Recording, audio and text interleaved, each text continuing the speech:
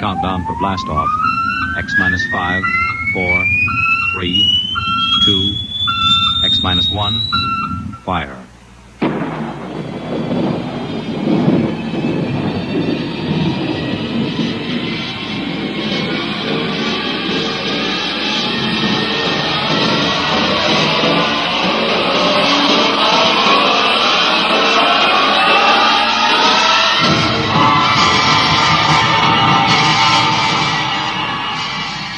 From the far horizons of the unknown come transcribed tales of new dimensions in time and space.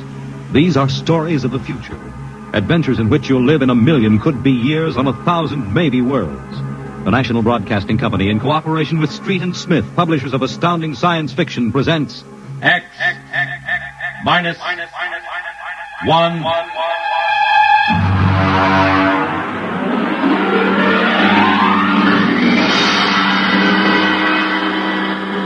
Tonight's story, The Embassy. Out of the infinitude of stars and planets in the solar system and other systems in the universe, it is almost mathematically certain that other forms of life exist on other worlds.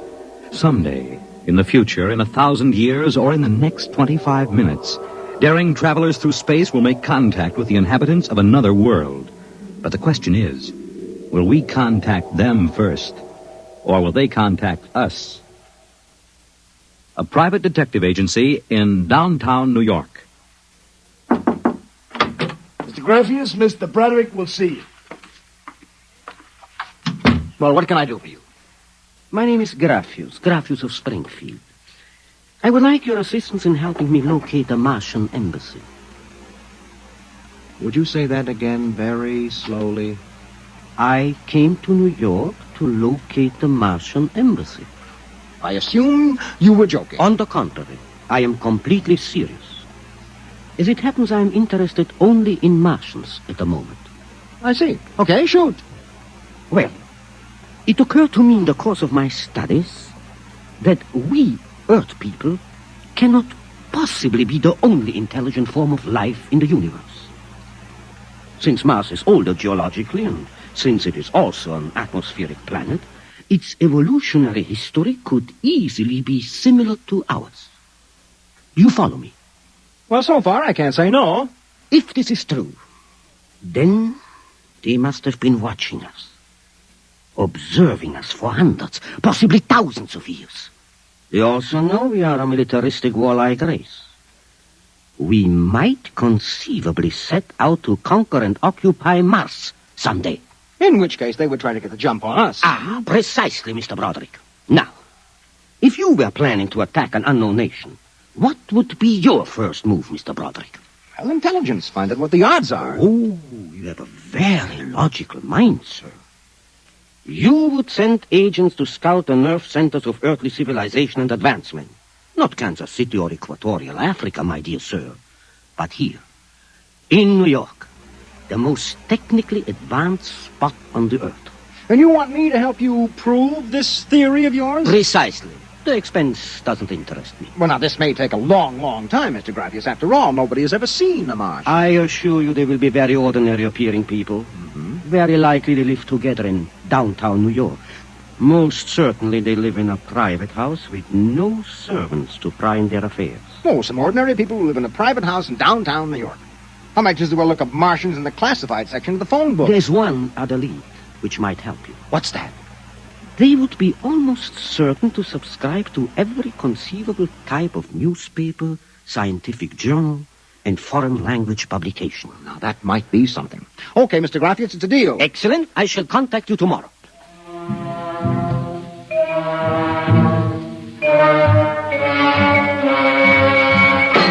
Boss, here's an address. Takes everything from Pick Magazine to the Manchester Guardian. Here, listen to this here. Pick, Look, Scientific America, the Daily News, Daily Worker, the Police Gazette, Journal of Engineering, a Scientific Quarterly, American Psychiatric Journal. Let me see that. Yeah.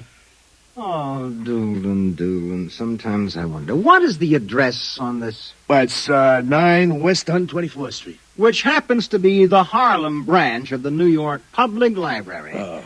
Now listen, Noodle Brain, what we're looking for is a private house. Oh, boss, what is the sense of all this? You know there ain't no Martian embassy in New York. This crackpot is paying us $100 a day, and we got to keep him happy. Do you understand? Yeah. Also, I have a hunch that Mr. Graffius is not looking for any Martian embassies. He's looking for something quite different. So we are going to find it for him.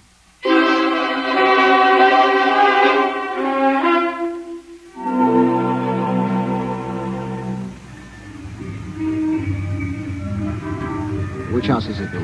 It's right down there, number 108. Nobody comes out, nobody goes in. I asked around. You haven't been blabbing around the neighborhood that we're looking for the Martian embassy, have you? Boss, I'm stupid, but I ain't that stupid. Who'd you talk to? I struck up what you might call a casual acquaintanceship with those two girls standing with the baby carriages up the street. That cute one is real cute. Look, Doolin, don't try to do anything intelligent, all right? Just keep walking up and down, see? Check. I'm going back to the office to meet Graffius. I'll see you later, boss.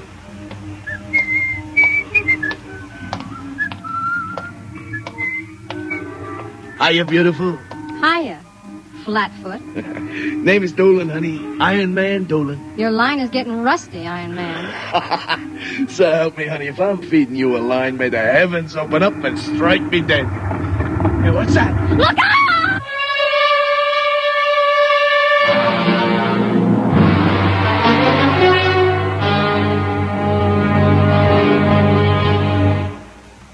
I'm sorry to have kept you waiting, Mr. Graffius. Thank you. But I've had Doolin casing our first lead for a week now. It's a house down in Greenwich Village, privately rented, number 108 Conklin Street.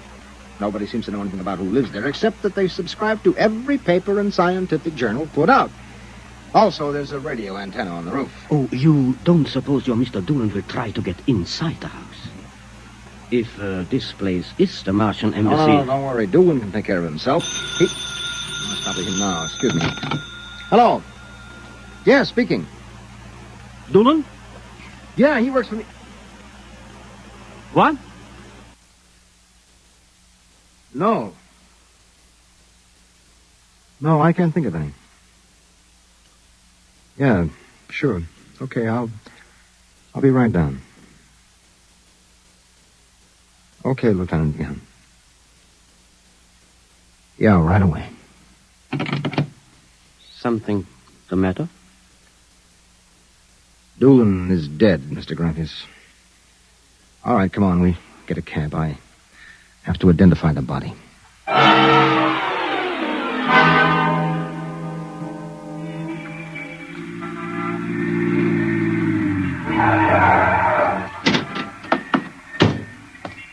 Lieutenant, I'm Broderick.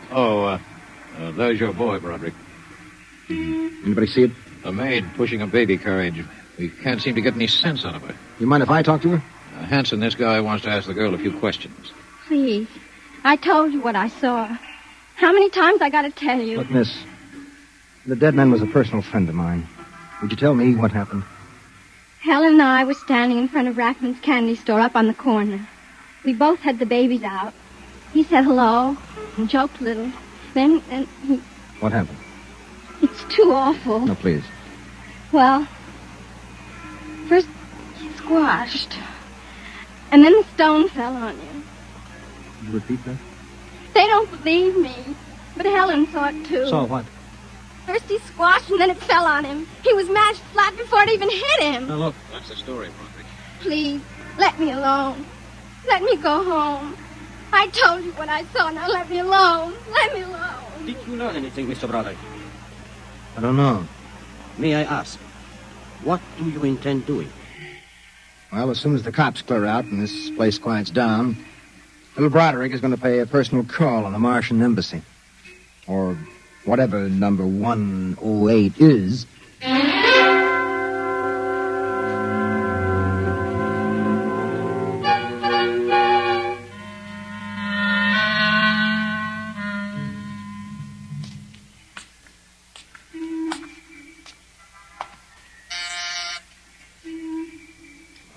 You are. Open that door. Yes?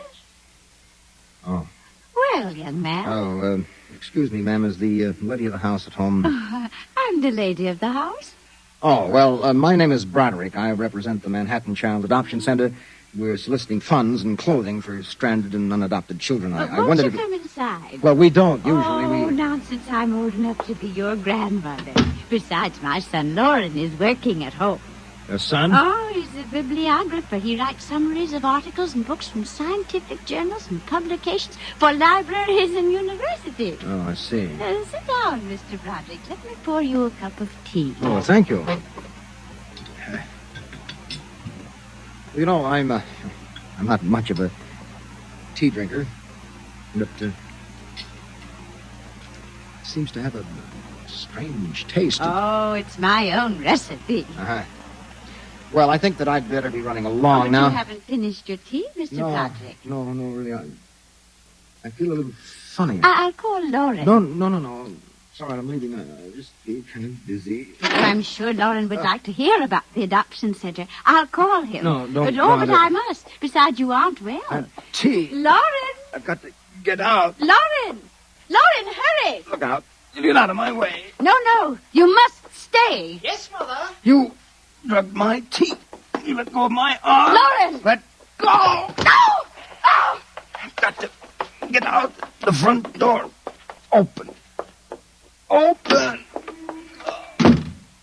What happened? The other one, that Broderick, he was here. I drugged his tea. He got away? He was suspicious. Fool! Idiot! Go after him. Risk another murder on our doorstep. Are you insane? But he suspects. Well, we'll have to take our chances. We'll have to think of some other way. If he goes to the authorities... Oh, they'll laugh at him. How did they find out? I don't know how. But I'm certain someone else sent them. Who? I don't know. I'm afraid to let myself think. It might be. It just might be them.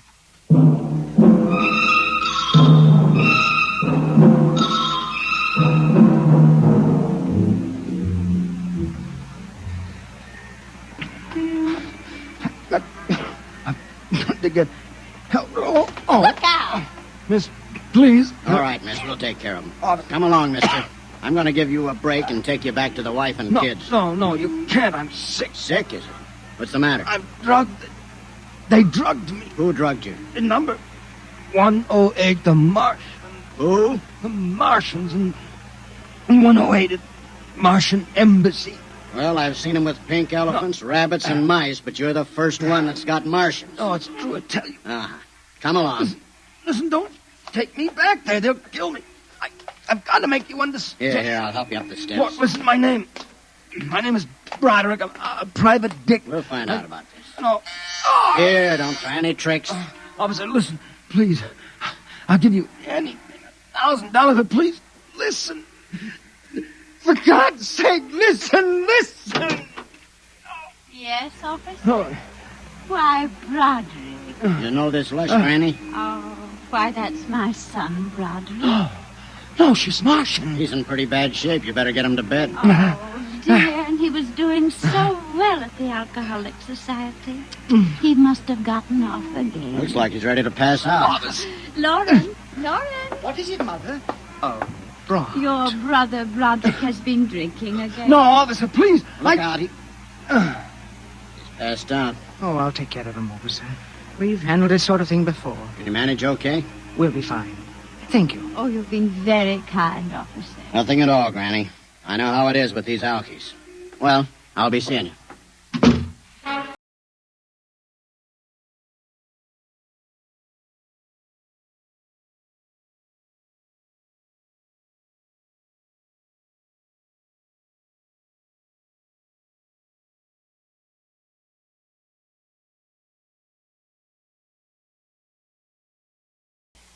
Martian Embassy. Martian. Oh, my head. Our Mr. Broderick is regaining consciousness, Mother. What happened? I can't get up. No. Do not struggle, Mr. Broderick. It will be impossible for you to rise from that chair. The pressure from this ray will keep you there. Ray? Well, you've already guessed, Mr. Broderick. You mean this really is the Martian Embassy? Yes. Yes, you have the honor to be the first prisoner of the Imperial Government of Mars. first prisoner? Yes. After the invasion, of course, you will all be our prisoners. What sort of nonsense is this? No nonsense, Mr. Broderick. As your people will soon find out. Our preparations for invasion are nearly completed now. As soon as we give the signal, our armed forces will launch a surprise attack. And then the Earth will be ours. You're crazy. Or not half as mad as you, Mr. Broderick, to come muddling so foolishly into our affairs. It was a mistake, Mr. Broderick. A fatal mistake. So Doolan's death was no accident, then, huh? Oh, assuredly not. We found it necessary to use a pressure ray on your friend. The block of concrete was an afterthought. We thought it might help to divert suspicion. All right. So what happens now? If you cooperate, you can look forward to a quick, painless death. Like your friend, Mr. Doolan. If not? Well, this pressure ray has many delicate adjustments. It can move a pin, or it can crush a boulder. Let me demonstrate. You see, Mr. Broderick, as if an invisible vice were crushing you. What do you want? The name of your client. We are interested in knowing who is so anxious to locate the Martian embassy. The names of my clients are confidential. Well? All right. All right. Turn it off, Mother. Mr. Broderick has seen the wisdom of speech.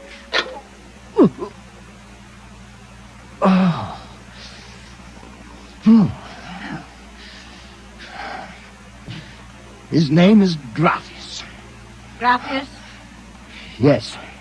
An unusual name for an Earthman. Describe him. Well, I don't think I really can. Describe him.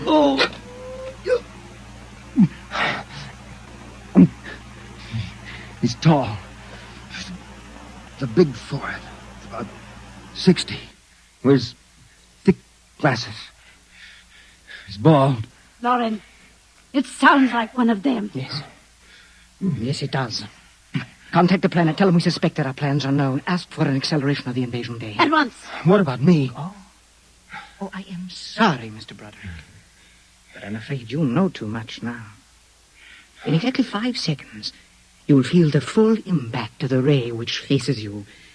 I would suggest that you relax and meet your fate calmly. What now? No, wait a minute. You will feel no pain, just a wall of force crushing you. Yes, but listen. 5. But you can't do this. 4. This isn't human. Yes, I know we're not human. 3. Yes, but do you understand? 2. No. 1. Mother in heaven. Now! Lauren! It didn't work. Something has happened. The magnetic field is dead. Stand back from the pressure ray. It will not function anyway. I've decontrolled your field. Lauren! Lauren, it's one of them. They found us. Did you think we wouldn't? You are free to move now, Mr. Brown. Look, I don't know how you got in here, Graphius, but stick around. These babies are really Martians, just like you said. They're planning to invade the Earth and take over. There will be no invasion. All right, you keep these characters covered. I'll get the police. There will be no need for the police. I intend to handle them myself. But, Graphius, the police will want Do to... not call the police. I don't get it. You fool of an Earthling. Don't you realize with whom you are dealing? The invasion of Earth by Mars will be like child's play compared with what...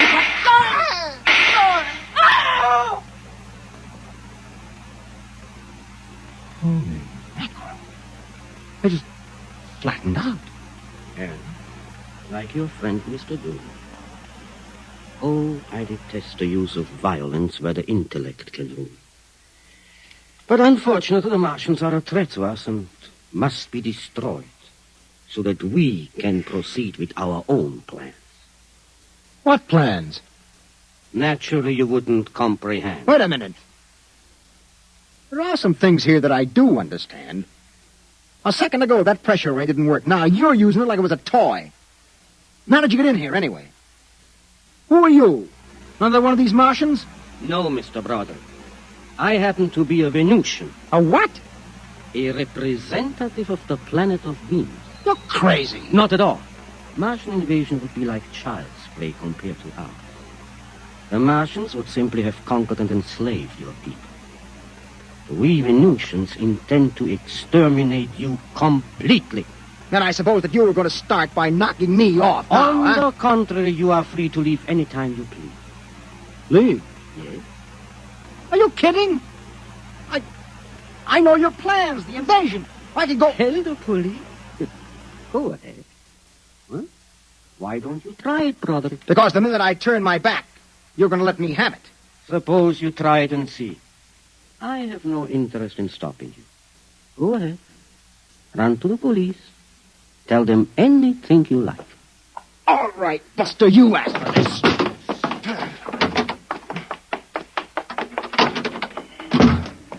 I'm alive. You let me go. Here. Where do you think you're running to? Officer, listen to me. Oh, it's you again.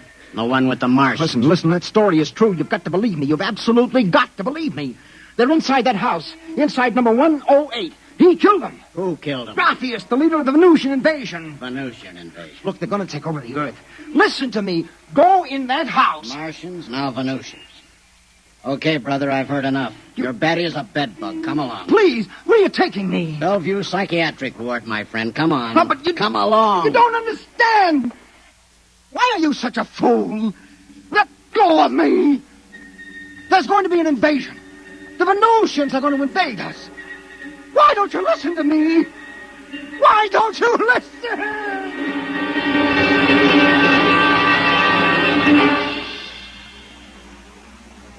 You have just heard X-1, presented by the National Broadcasting Company in cooperation with Street and Smith, publishers of astounding science fiction.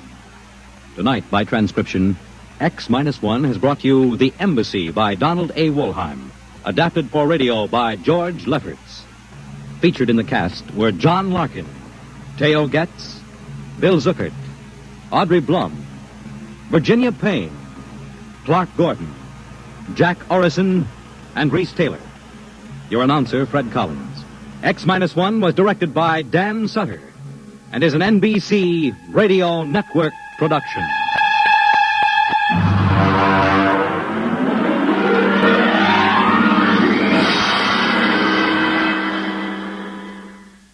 In just a moment, X-1. But first... There it is again. Say it with music. Your invitation to 2 full hours of the best live music weekday mornings on NBC Bandstand. This week, Ralph Flanagan's group, plus Russ Morgan and his orchestra, bring you mellow and relaxing tunes. But don't get too relaxed, because the 4 lads are back again as Messrs. Music. And Bert Parks, your bandstand MC, keeps you smiling between numbers. It's a great show live all this week on NBC Bandstand. And now, stay tuned for X-1 on NBC.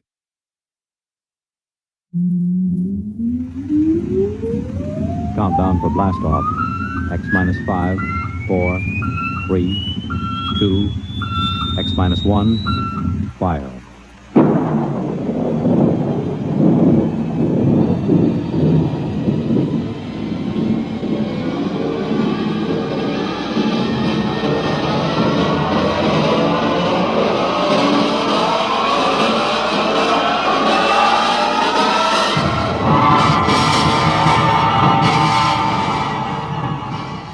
From the far horizons of the unknown come transcribed tales of new dimensions in time and space.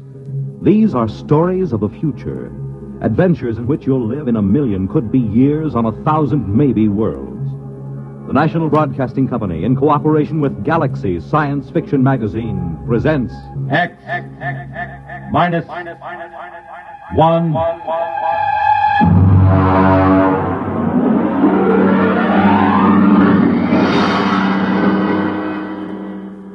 Tonight, a story by Frederick Pohl, Tunnel Under the World.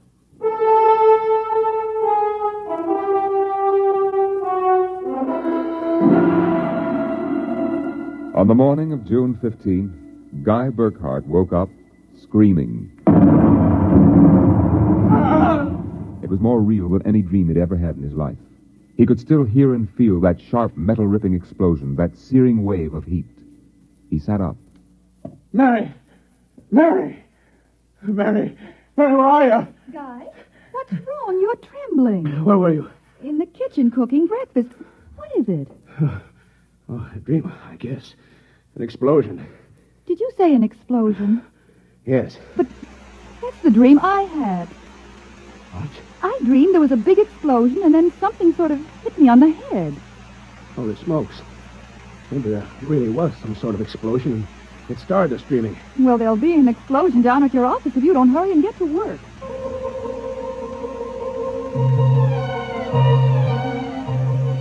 Coming in on the bus, Burkhart watched to see if there was any evidence of an explosion.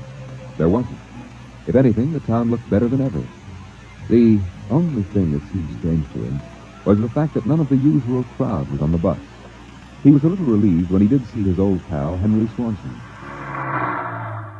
Excuse me. Henry. You pardon me, sir, please. Henry, what's the matter with you? It's me, Guy Burkhart. Burkhart? Sorry, I don't believe we've met. What? Henry, for Pete's sake, it's me. If you'll excuse me, this is my stop. Well, how do you like that?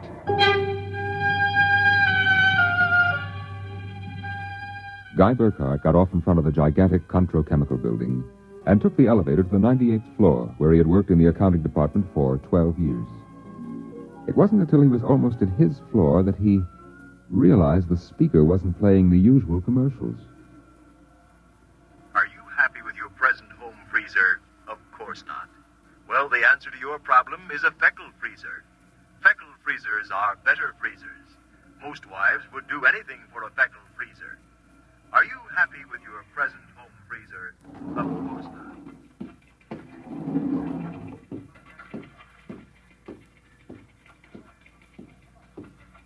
Good morning, Miss Orr. Good morning, Mr. Burkhart. A new hairdo, I see. Well, yes. Do you like it? Makes a lot of difference in your appearance. Is Mr. Barth in? Why, no, sir. He had an appointment with Mr. Dorchin at the advertising agency. Today? But today is the 15th of June. He has to sign the quarterly statement. He said he wouldn't be in. That's mighty peculiar. Yes, sir. Oh, by the way, Miss Horn, what the devil is a Feckle freezer? A Feckle freezer? There's some new copy on the elevator commercial. Dorchin must have landed another account. Feckle freezers. I really don't know, Mr. Burkhart. Yeah, it's a funny day. Can't quite put my finger on it. There's something strange going on. He couldn't shake the thought out of his mind. It persisted all through the day and through dinner. He was still brooding as he and Mary got ready for bed. I guess I'll get a good night's sleep. Honey? I think I'll sit up and read for a while. All right, dear. Good night. Good night, dear.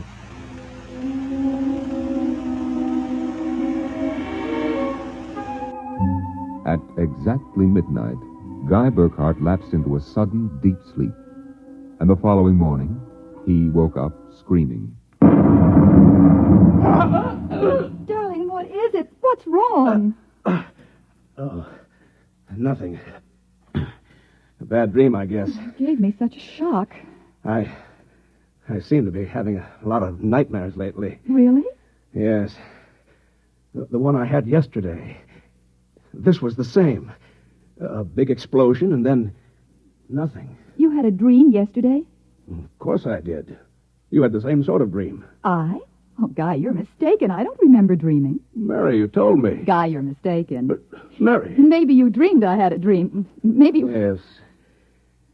I might have done that, I suppose. Everything did seem sort of strange yesterday. That's probably it. You'd better get dressed, dear. Today's the 15th, and that's when the quarterly statement... 15th? Yes. Well, then, there must have been a dream. Because yesterday was the 15th. Guy Burkhart got up, dressed, ate breakfast, and took the usual bus to work. Once again, everything seemed even brighter and newer than usual. Once again, he was puzzled when he noticed none of the old crowd on the bus. Pardon me, please. Look, don't shout so. Oh, Henry, good morning. Morning. Don't you recognize your neighbors? I don't believe we've met. Henry, it's me, Guy Burkhart. What's going on? I'm sure I don't know, sir. For God's sake, don't talk to me. What is it? Reading phone or something? Don't you know? I was sure you remembered. Remembered what? I can't talk. This is my stuff, so will you please excuse me? Henry! Henry, for Pete's sake! As in yesterday's dream, Guy Burkhart got off at his stop and took the elevator to the 98th floor. The speaker in the elevator purred a new commercial this time. Marlin cigarettes. They're sanitized. Does your present cigarette make your throat feel raspy and unpleasant? Marlin cigarettes contain a miraculous new drug which actually gives you the sensation of smooth, creamy smoke.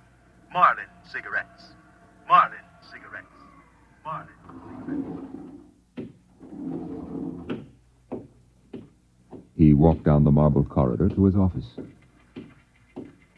Good morning, Mr. Burkhart. Good morning, Miss Horn. You like my new hairdo? Why, yes. Is Mr. Barth in? No, sir. He had an Appointment with Mr. Dorchin at the agency. I know. You know? I guessed it anyway. And today's the 15th of June, and he won't be here to sign the quarterly statement. And I'm going nuts. Let me have a cigarette, will you? Yes, sir. Try one of these. They're Marlins. I never heard of Marlins before today. What are we? A bunch of guinea pigs for Dorchin's new advertising accounts? Is something wrong, Mr. Burkhart? Wrong? Harry, I thought...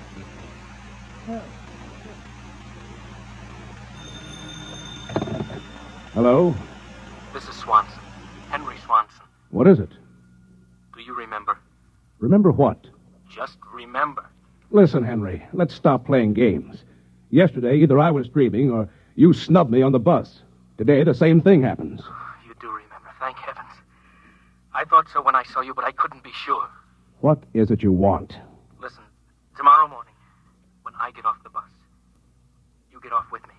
But be casual. They may be watching. Who may be watching? Swanson. Hello? You bought it, Mr. Burkhart? Yes, I'm still out of cigarettes. Would you buy me a pack of Kelvins?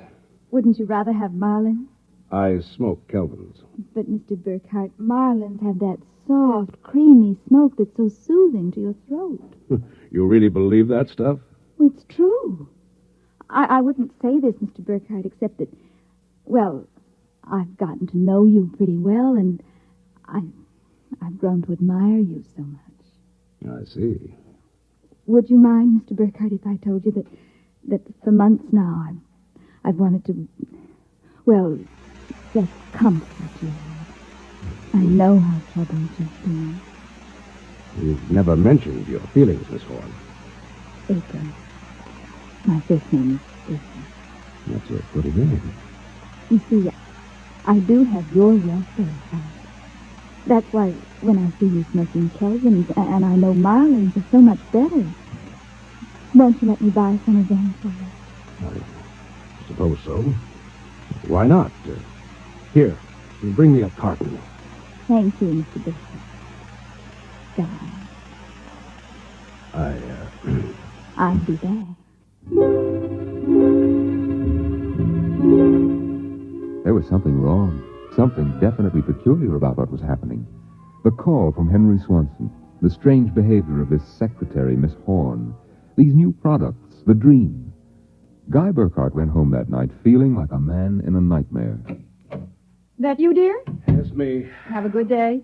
Fair. Oh, before you sit down, would you go down the cellar and put in a new fuse? The switch in the hall closet blew out. I shut it off. Okay. Supper will be ready in a minute, so don't start fooling around with that old boat hull you've been building. I won't.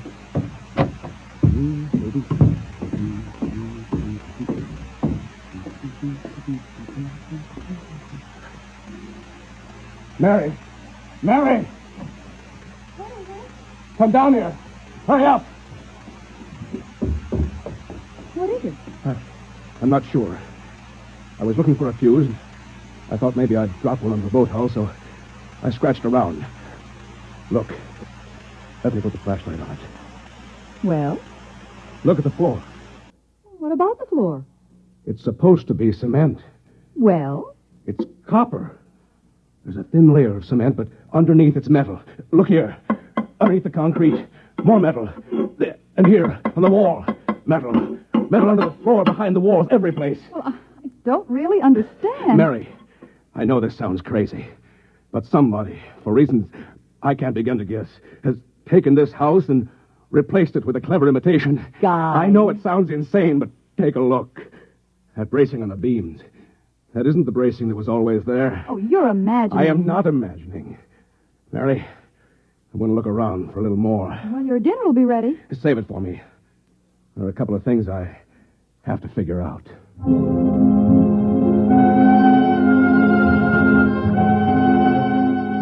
The following morning, Guy Burkhart woke up screaming. He dragged himself into the kitchen where his wife Mary was preparing breakfast and discovered it was still June 15th. Mary, listen. Guy, what is it? You're trembling. Mary, the dream. Dream? About the explosion. The same one we've been having. We? I didn't dream about any explosion. You did. Why are you covering up? Covering up, Guy? What's happened to you? It happened. It happened. What? Where's the morning paper? Where is it? Outside the door, I guess. June 15th. You'd better hurry. Today's the day Mr. Barth fills out the quarterly tax return. No, it isn't. What? He won't be there. He'll be at a meeting with the head of the advertising agency. Mr. Dorchin? He'll be there, and Miss Horn will have a new hairdo. He'll be elevating and selling some new product. And Swanson. What about Swanson? I wonder if it's going to be the same today or whether... Guy, what in the world are you talking about? Nothing. Where's my coat? You haven't had breakfast. I don't want to miss my bus. I'll see you tonight. Guy Burkhart got on his bus. There were the same unfamiliar faces, the same unusually new-looking buildings, the same unusually bright sunshine, and Henry Swanson, pale and furtive. Oh, excuse me, sir. Quite all right. Do you remember the phone call? Yes. Oh, thank heaven. Get off at the next corner and follow me. Where are you going? There's an excavation for a building about a block down. But make sure you aren't followed. I'll go first.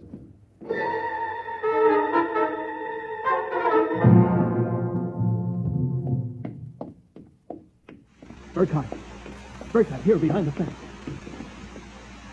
Now, Henry, what's this all about? Just a minute. I want to make sure you weren't followed. Followed by whom? By them, of course. And just who was they? I'm not sure. First I thought perhaps they were Russians. Now I'm beginning to think they're Martians. No humans could have accomplished what they've accomplished. Look, start from the beginning, Henry. What's going on? Burkhart, peculiar things have been happening to you, right? Yes. A lot of your friends are missing. Your house seems changed. There's something stranger than that. The date. Today is June 15th. Yet I could swear that yesterday was June 15th and the day before that. Yes, you've got it. It's always June 15th. And you and I are the only ones who know it. But why? How? I'm not sure. I think it's some sort of mass hypnosis or something. Why didn't it work for us? My wife Mary doesn't remember things. Somehow when it happened, they missed us. We were protected from the full force of the rays or whatever they use. Burkhart, where were you on the night of the 14th, about midnight? That was Sunday night. Yes. I was down in the cellar, under that boat I'm building. And I was in my darkroom developing some pictures. It just doesn't make any sense to me. Russians, Martians. What makes you think so? I've seen them. Where? At the end of the tunnel. What tunnel? The one that they built under Tylertown. A tunnel under Tylertown? Yes, that's right. It's made out of copper or some alloy. Wait a minute. I found a copper layer under my cellar floor last night. Yes, so did I. That's how I discovered it. I found a way to get in, too. It's at the bottom of this excavation. Why don't we tell the police? Because we can't trust them. Even the police may be Martians in disguise. You're being melodramatic. Am I? You just come with me. Where? Into the tunnel. I'll show you. Henry Swanson led Guy Burkhart to a small hole in the side of the excavation. There he removed a cut-out piece of metallic substance, and they crawled into a dimly lighted tunnel. They walked for what seemed like 2 miles, until Swanson held his finger to his lips. You've got to be quiet now. Henry, this is fantastic. They've got a tunnel right under the whole town. Oh, Burkhardt, you haven't seen anything yet. There's a room a little further down. We'll be able to look through a glass in the door. Is it safe? It's perfectly safe.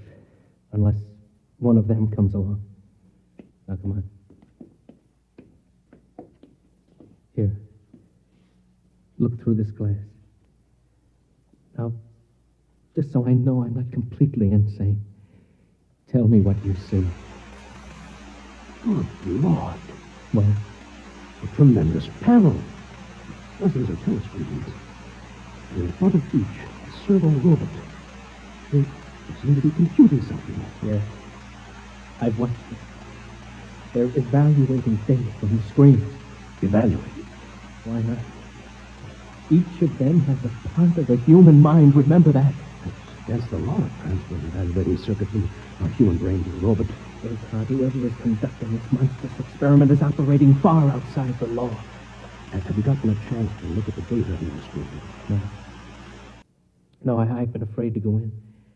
There might be a warning circuit somewhere. If we knew what those robots were working on, we could go to the authorities. Well, I'll risk it if you will. It's worth a chance. We're lost anyway. Okay. Open the door.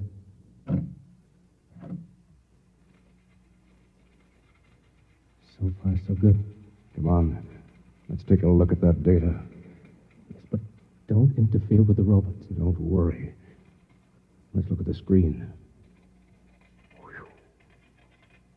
Listen to this.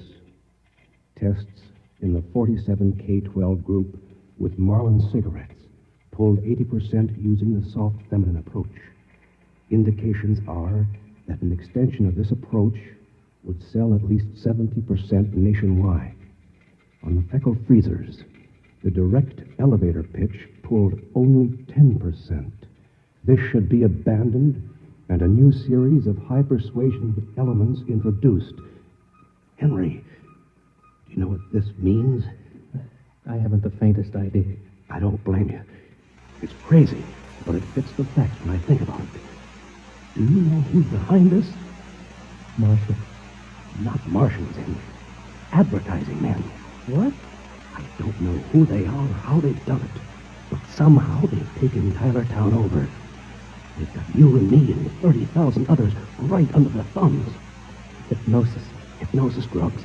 Maybe some kind of ray or something. However they do it, what happens is that they let us live through a single day. During that day, they pour all kinds of suggestions and propaganda into us. At the end of the day, they evaluate the results, see how we reacted. Then at midnight, they wash the day out of our minds. And the next morning, we start the same day over again with different stimuli. No, I can't believe that. I know it sounds ridiculous, but think of it. They can run the perfect test, and on a whole community.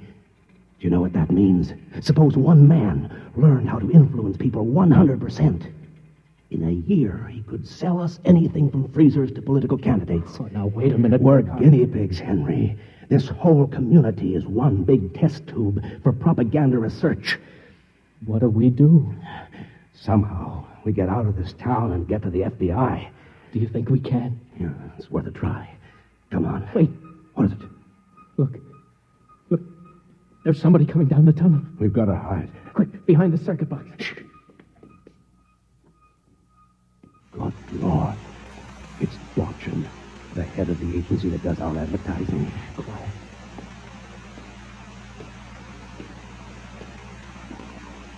All right, Burkhardt, come out. We know you're in this room. Miss Horn has informed us that you remember. I must warn you, it's useless to buck us. Come out peacefully and let our maintenance crew adjust you properly. If you don't remember from one experiment to the next, it'll be quite painless. If you don't come out peacefully, we'll have to get you. Henry, take this wrench. When I give the word, jump him. He may be armed. We've nothing to lose. Very well. I'm coming after you. Now!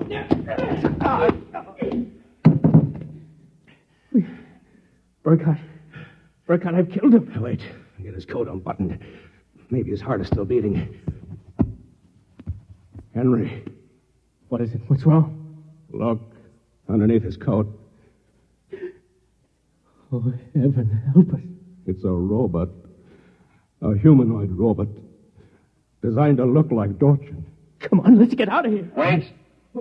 What's that? A loudspeaker. I told you it was useless, gentlemen. Who are you? Mr. Dorchin, naturally. The real Mr. Dorchin. What are you trying to do to us? Merely trying to prevent you from damaging my experiment, gentlemen. You can't get away with this, Dorchin. Sooner or later, somebody, the FBI or somebody, is going to get wind of this madness. Oh, now really, Burkhardt, you're quite naive. Now, why don't you be reasonable and let the maintenance crew adjust you? If I refuse, I suppose you'll kill me. That would be quite impossible. Oh? You see, Burkhardt, you're already dead. Yeah. You're shocked. It's quite true. You and everyone else in this town were killed by premature atomic blast at the Control Chemical Plant. The blast occurred at 7 a.m. on June 15th. That's the last thing imprinted on your mind. That's why you wake up screaming each morning. It isn't true. Oh, but it is. What I and my associates did was take the brain circuits from your dead bodies. We stored them in electrochemical batteries until we had a chance to rebuild the cities and begin our tests. You think I believe a fantastic tale like that? I imagine you find it incredible. Of course, we didn't rebuild everything exactly. After all, it only has to last for a single day. June 15th. At midnight, we turn off the power and wash out the memory of the day. You and your friend Swanson, unfortunately, have defective circuits. You remember. Burkhardt, it's no use. We're trapped. Please give up. Not me. But what can we do? We can make a run for it down the tunnel. Come on. It's useless, Burkhardt. Keep going. It's useless. Useless.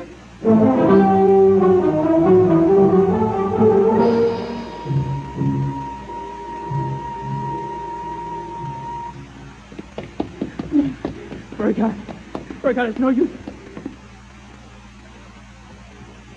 You go ahead. I'm finished. No, we're almost at the end of the tunnel. I can see a door. Here, I'll help you. I can't. Just a little further. No. Now, here. This door is open. Hello? Oh, no. I don't believe it. I can't run anymore. Come on. Sorry. You go ahead. I'm finished. Look, we're almost at the end of the tunnel. They were I can see a door. on a ledge, Here, smooth I'll help you. finish I can't. Just At a their little feet, the ledge further. dropped away into a chasm so deep Now, they could not see the bottom. This door is open. Beyond was only a glare so bright that their eyes could not stand to look into it. And yet, just beyond the limit of their vision, something towered. Something so huge it was almost inconceivable. Something... Burkhardt. Yes? This is Dorchin. Now, do you understand why it's useless? The great looming figure moved closer. It seemed to take shape now, and yet it was so gigantic as to be unbelievable. It came closer. The glare was partially blocked, and then Guy Burkhardt knew that the towering shape was none other than Dorchin himself. You see how I did it, Burkhardt? I took your brain circuits and had them reduced so they could be transferred to tiny humanoid mannequins. That's what you are, Burkhardt. A tiny miniature of yourself. And this city, this whole experiment I'm conducting, is built on a tabletop. It was the morning of June 15th, and Guy Burkhardt woke up screaming. You have just heard X-1, presented by the National Broadcasting Company in cooperation with Galaxy Science Fiction Magazine, which this month features Man of Distinction by Michael Sharrow. Being completely unique in this world is not only a mathematical impossibility, it is also a matter of pride. Galaxy Magazine on your newsstand today. Tonight, by transcription, X-1 has brought you The Tunnel Under the World, a story from the pages of Galaxy written by Frederick Pohl and adapted for radio by George Lefferts.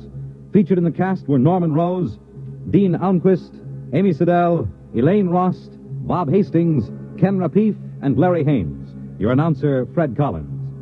X-1 was directed by Scott Buckley and is an NBC Radio Network production.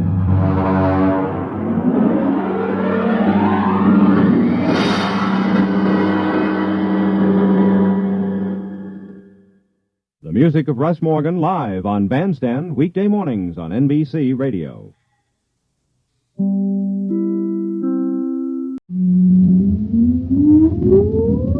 Countdown for blast off. X minus 5, 4, 3, 2, X minus 1, fire.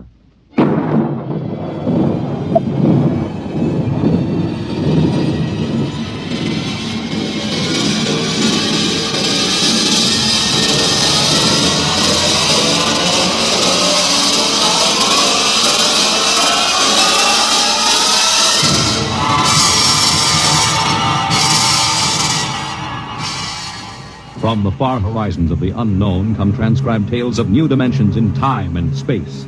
These are stories of the future, adventures in which you'll live in 1,000,000 could-be years on 1,000 maybe worlds.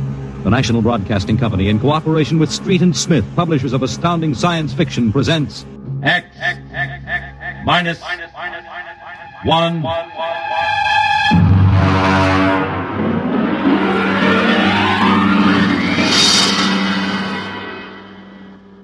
Tonight's story, The Castaways by Ernest Kinoy.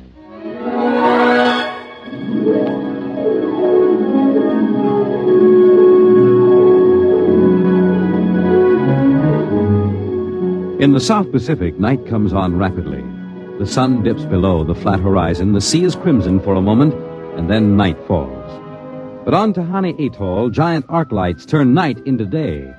Across the waters of the lagoon, within the barrier reef, launches and tugs skitter back and forth, while on the curving half-moon of the island, army trucks and jeeps scuttle down the rough roads bulldozed by the Seabees just 6 weeks ago.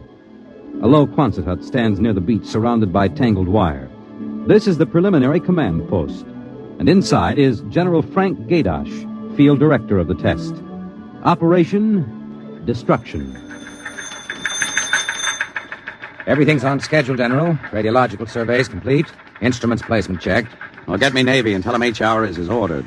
Send a periodic time check to Air Force on 90-week talk and observation control on the Missouri. Yes, sir. I want a complete roster check on all personnel before HR. Yes, sir. Oh, Nate Cohen wants to see you. Who the devil's he? AP man. He's been selected by the press radio pool to interview. I haven't got any time. Tell him to speak to Major Dwight Friedenberg. He's the PRO. I think perhaps you'd better see him, sir. The directive on public relations from Washington was very clear. Well, how in blazes am I supposed to run a bomb test and play mother hen to a bunch of reporters? Washington said... All right. Bring him in. Borelli? Yes. Give me some black coffee, will you? Yes. This is Mr. Cohen, General Gator. How do you do, General? Lousy, as a matter of fact. Is that an official statement? No. You can run some of that. The world is at the crossroads, baloney. I wrote that yesterday. General, what effect do you think the new bomb will have on the world situation? I can't tell you that, even if I knew. My job is to set the blasted thing off and see that nobody gets hurt, and collect the data. Can I speak to you a moment, sir? Later, Alan. Go ahead, Cohen. Can you release anything on the scientific principles involved? I don't even understand them myself. Wait a minute. Dr. Muller? Yes? Come over here a minute, will you? Cohen, this is Dr. Fred Muller, civilian scientific director. He's the only one who knows what's inside that warhead. How do you do, Mr. Cohen? How about a statement, Doctor? Oh, I'm afraid all I'm allowed to say is that the bomb is new, it's extremely powerful, and off the record, it's very tricky and dangerous. What'll happen if it goes off prematurely? I don't think we have to worry about that. In fact, we wouldn't even know about it. If you'll excuse me now. How about the natives? Well, what about them? Aren't they going to be evacuated from the island? They already have been. General Gator. I saw the Tahani chief outside when I came in. The whole tribe squatting down at the motor pool having a conference. What? Alan? I've been trying to tell you, sir. The Tahani are still on the island. Well, why? The LCTs are ready, aren't they? Yes, sir, but they won't go. They refuse. The schedule called for their evacuation to Mailani 3 hours ago. I realize that, sir, but I hoped we could still get them off without violence. Look, Alan, they're either on the island or off.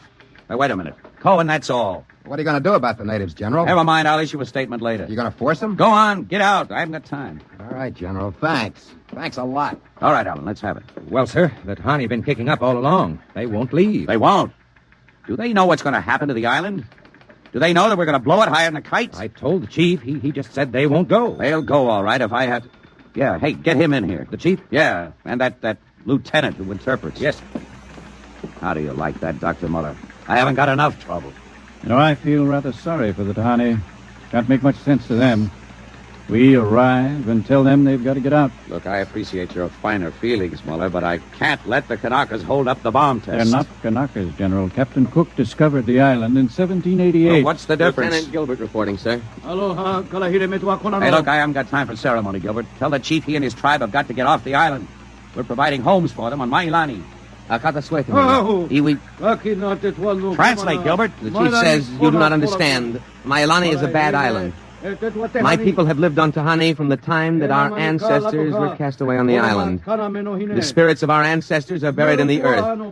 Our fathers are buried here. Our fathers' fathers. If he thinks I'm going to move his graveyard, he's crazy. In our ancestors' time, the Tahani came in a great bird canoe.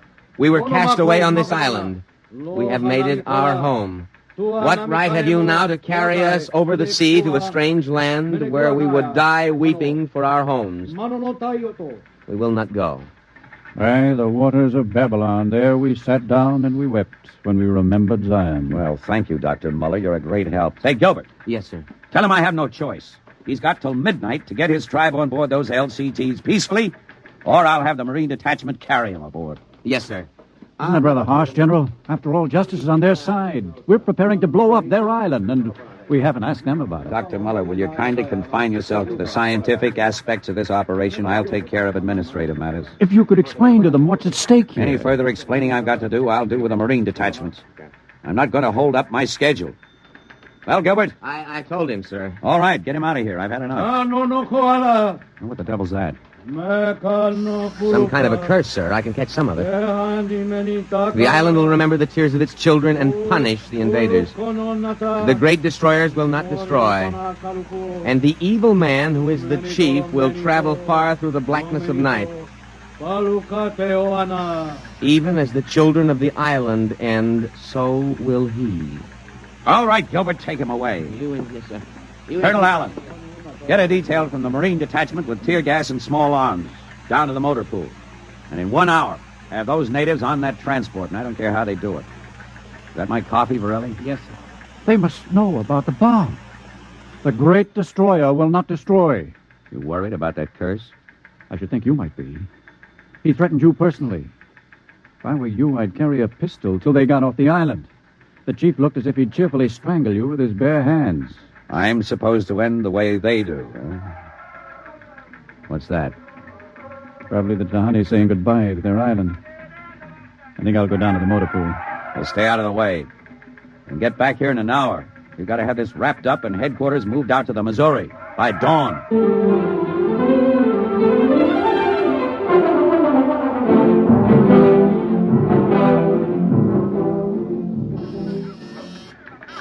Instrument room checking in, sir. That's the last. Have the Missouri take over control and send for my jeep. Yes, sir.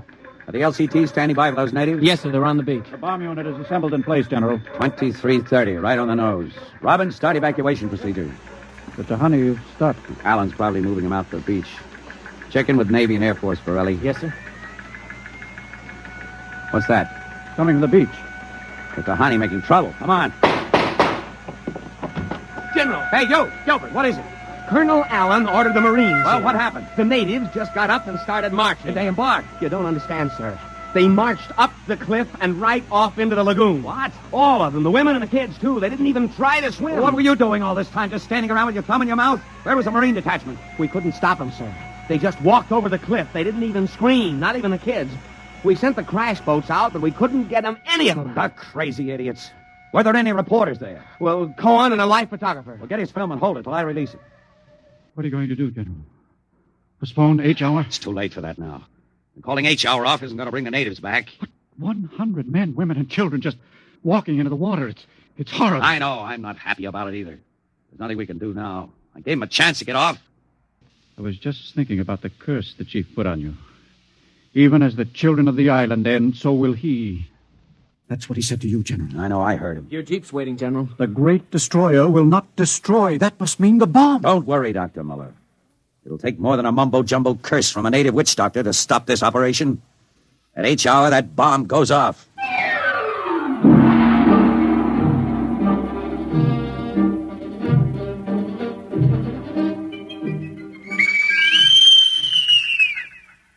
It is now H hour minus 1 minute 30 seconds. H minus 1:30. Video screen's hooked in, sir. All right, check control stations. Observation station 1. Observation station 1, check. Radiation station. Radiation control, check. Test the firing Observation circuit, station Dr. two. Muller. Right, General. Damage control station. Damage control, check. All set. Communications. Communications, check. All checked in, sir. It is H minus 1 minute. H minus 1. Take a good look at that island on that screen, Dr. Muller. When you throw that key, it just won't be there anymore. Nothing but an atom mushroom over the lagoon. Quite a funeral pyre for the Tahani. Stubborn idiots. They can't get in the way of progress. Progress? I wonder if it is, General.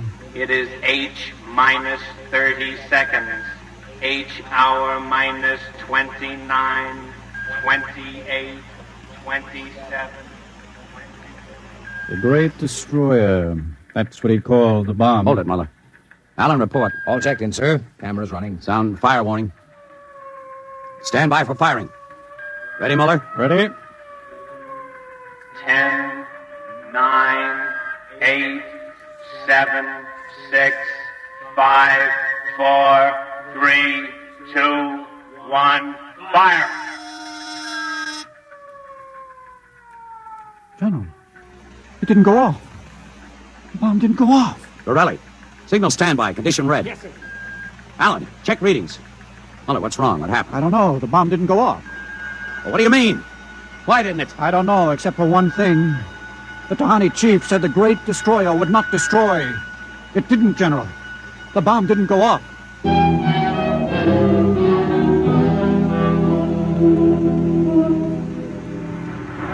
How about it, General? What happened? Have you got a statement? Nothing you can use, Cohen. Not till we find out what went wrong. Hey, who let you come aboard this ship? I walked on. You don't know why the bomb failed? It didn't fail. It just didn't go off. What's that tank thing on the deck, General? Undersea salvage unit, Mark IV. They call it a bottom crawler. Somebody going down? Well, that bomb is down there in the lagoon somewhere. Could go off at any second. Somebody's got to go down and find it and disarm it. That's a lovely job. Who's elected? I am.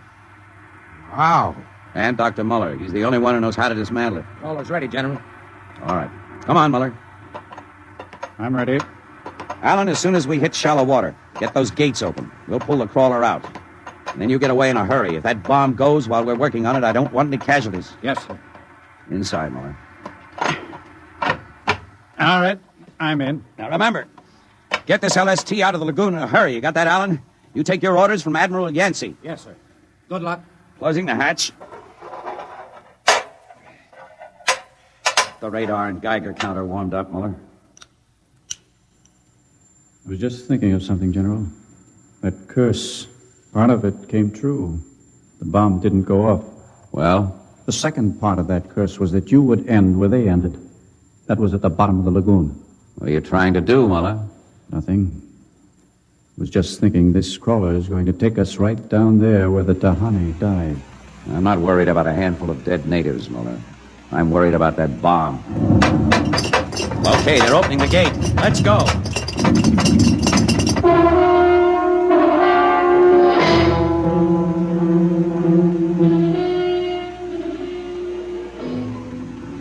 USU-4 to control. Depth 50 feet, bottom sandy, dropping off sharp. Anything on sonar, Muller? School of fish. You ever been down in a crawler before? Only in the tank at New London. I think I've got a Geiger reading dead ahead. Hang on. Getting something on sonar now. Left to point. USU-4 to control. Over. USU-4 to control. Over. That's a fine note. The radio's out. Dead ahead. Looks too large to be the bomb. Can't see much on the forward vision plate. Hey, wait a minute. That's part of the reef ahead. That's where the Geiger reading indicated. The bomb must have settled in a hole in the reef. We'll have to go after it in diving suits. The suits are in the locker. Let's get this over with. The less time I spend down here waiting for that bomb to blow, the better I like it.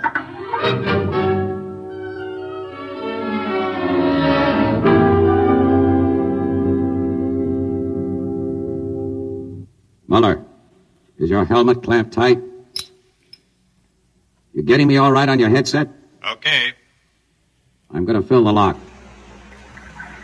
Here goes the outer door. Let's go. This isn't like that diving tank at New London.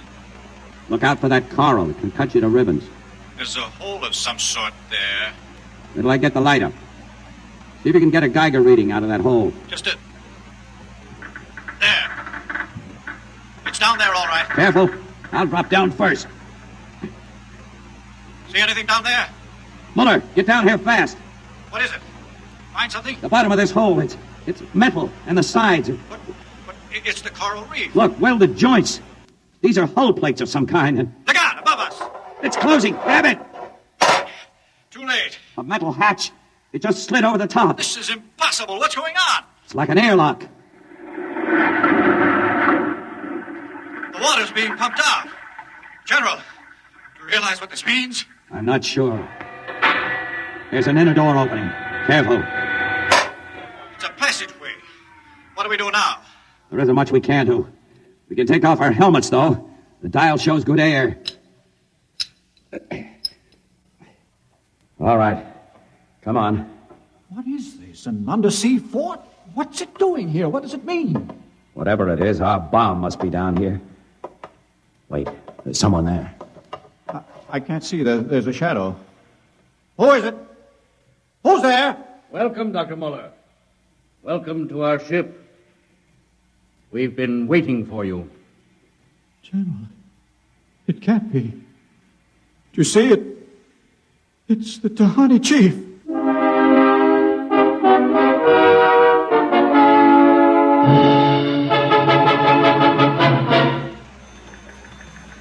How long has the bottom crawler been down, Borelli? 4 hours, sir. 2 since we lost contact. Now, keep trying. Yes, sir. I've given him enough time. I'm going to send another crawler down. What do you figure happened to him, Colonel? Well, there are a lot of things. Hey, how did you get in here? I walked in. When are you going to release this, Colonel? It's the biggest story since the election. Bomber dead and Dr. Muller and General Gaydash dead. They're not dead. At least we don't know they are. As long as that bomb doesn't go off, there's still a chance. What happened? Bomb. Borelli, condition red. Gilbert, radiation control into action. Get the hot squad into Tahani Lagoon as soon as it's cleared. And get me a PT boat with radiation screen. What is it, Colonel? What happened? Bomb must have blown. How about Muller and the General? If they were down there in that lagoon, you guess. Now get out of my way. I'm busy.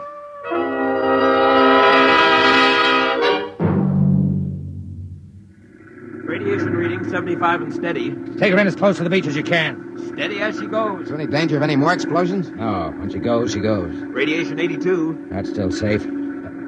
Cohen, was that something on the beach? Yeah. Looks like a body. Maybe you blew one of the Tahani back out of the lagoon. No, moving. Gilbert, glasses. Yes, sir. It's a man, all right. Head into the beach. Who is it, Colonel? Can't tell. He's in a diving suit. It's either Muller or General Gaydash.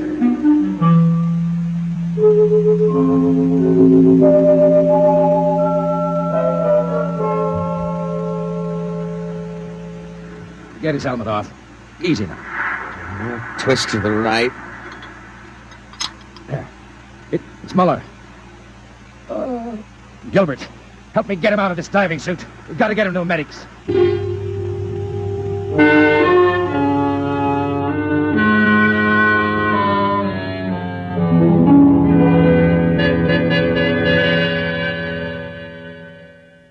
No radiation burns, superficial bruises, mild shock. He'll be all right, Colonel. Can he talk? For a while.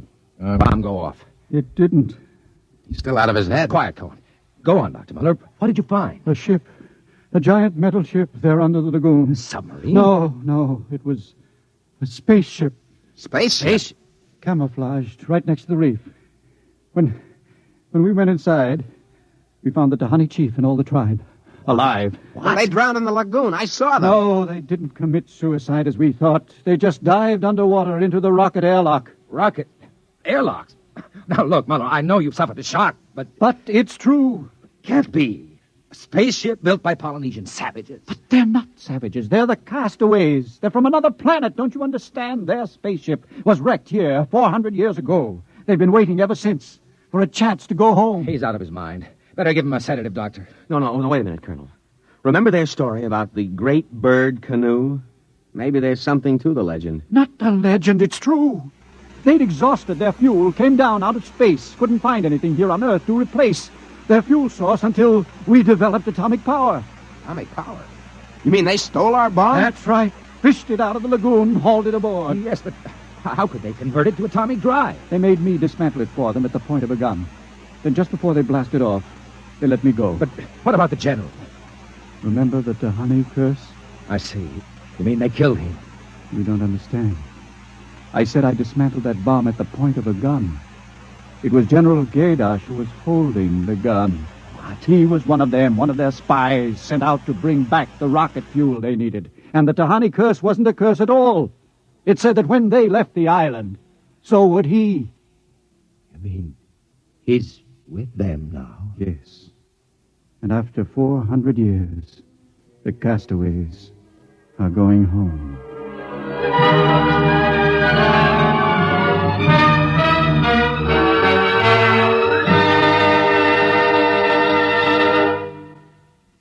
You have just heard X-1, presented by the National Broadcasting Company in cooperation with Street and Smith, publishers of astounding science fiction. Your announcer, Fred Collins.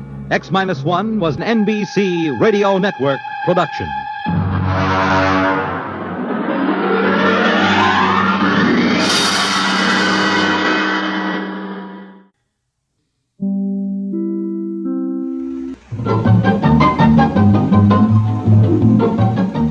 This is Walter O'Keefe, inviting you to listen in on the Nightline. Tonight, live the incredible life of ages yet to come, in a time that might be 1,000,000 years from now, on X-1.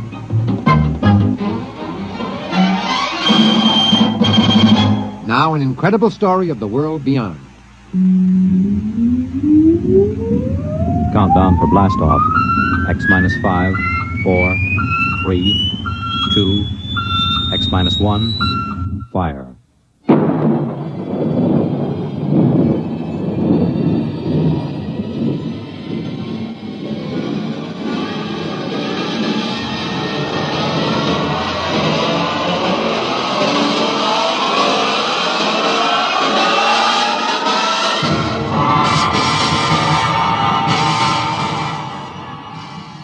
From the far horizons of the unknown come tales of new dimensions in time and space. These are stories of the future, adventures in which you'll live in 1,000,000, could be years, on 1,000 maybe worlds. The National Broadcasting Company, in cooperation with Galaxy Science Fiction Magazine, presents X-1.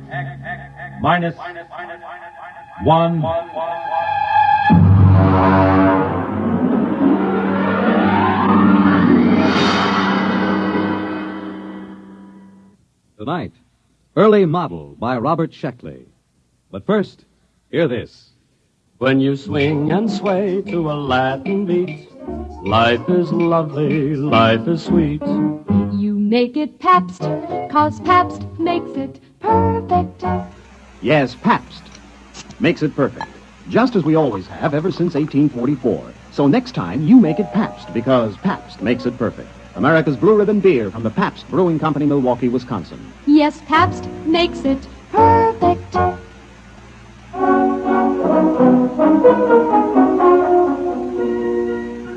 Now, X-1, and the Robert Sheckley story, Early Model.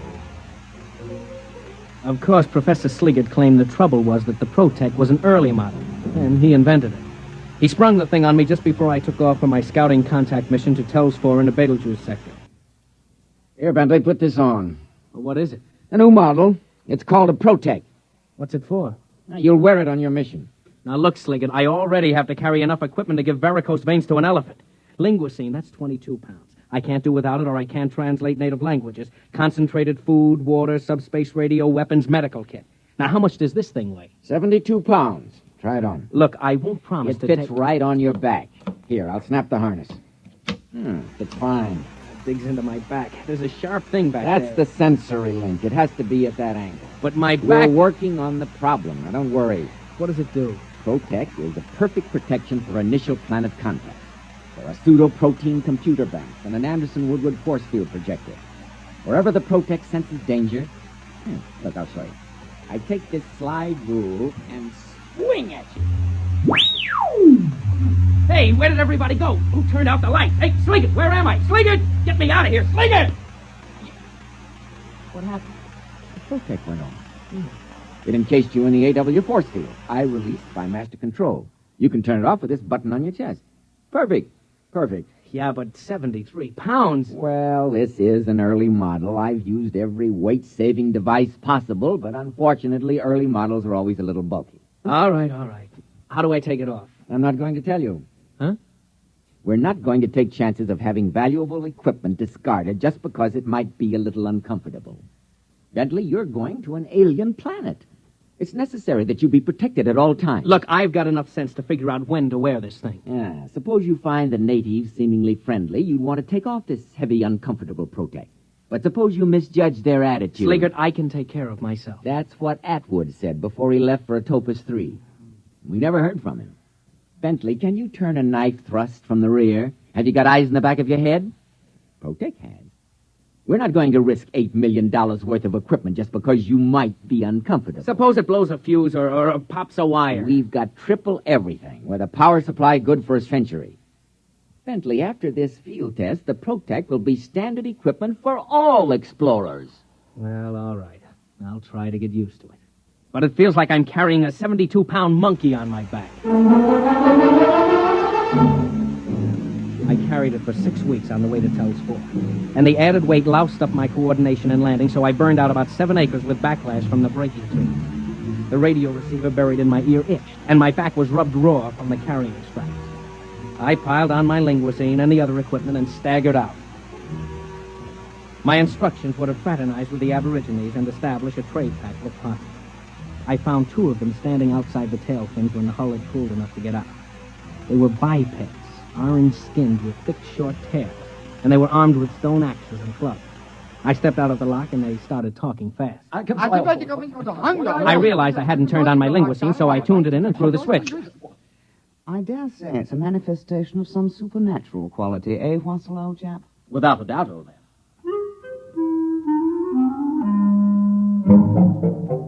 You know how the linguisine works, instantaneous semantic translation. Well, mine was made by the Gorley Laboratories just outside London, and naturally they had the word tapes recorded by BBC announcers. It takes a little getting used to when you hear some walking vegetable from the Canopus system talking like the Home Service. Well, the Tellians were pretty excited by my arrival. How strange. Unbelievable. Most improper, you know. I suppose it can talk. I come as a friend. A friend. Well, it does talk. Dreadful accent. But what can you expect, eh? Foreigners, you know. You know, old boy, I definitely sense an evil. Oh, now, come, we're both ghost doctors. Surely if there was an evil, we'd both sense it. Well, let's ask, shall we? Let's. I say, are you evil? Me? Why, yes. You see, we're the village ghost doctors. It's our job to ferret out evil, so to speak. It's our cup of fuel, so to speak. Are you evil? Oh, no. No. He says he's not evil. Well, how do you know? If he doesn't, who does? My dear fellow, appearances aren't everything. Surely you recall the legend of Hatape, the god tempted the chief... Please, my dear chap, I'm as well aware of religious precedent as you are.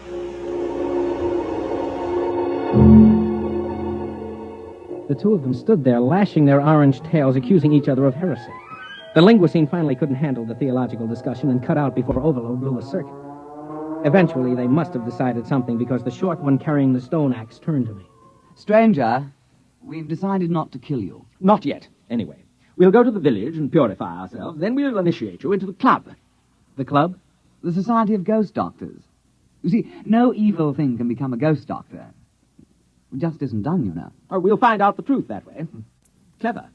Eh? I'm deeply grateful. But if you're evil, we'll destroy you.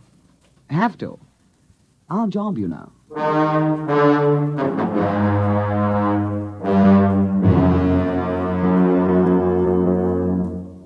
You are listening to Early Model, tonight's attraction on X-1. For the big things in your life, be ready with United States savings bonds. That's the new savings bond with the higher interest rate. The improved Series E savings bonds that now mature faster to pay you back extra dollars faster. Yes, when you think of saving, think of savings bonds. They offer you the safe, easy way to save regularly. Safe because each bond is backed by the United States government itself. Easy because you can buy bonds either where you bank or through the payroll savings plan where you work. And you get back $4 at maturity for every $3 invested, so you earn extra dollars. But the big news is that the maturity period is shortened to only 8 years and 11 months. So join the bond wagon. Start a family savings program. Invest in improved Series E bonds today and hold the bonds you already own.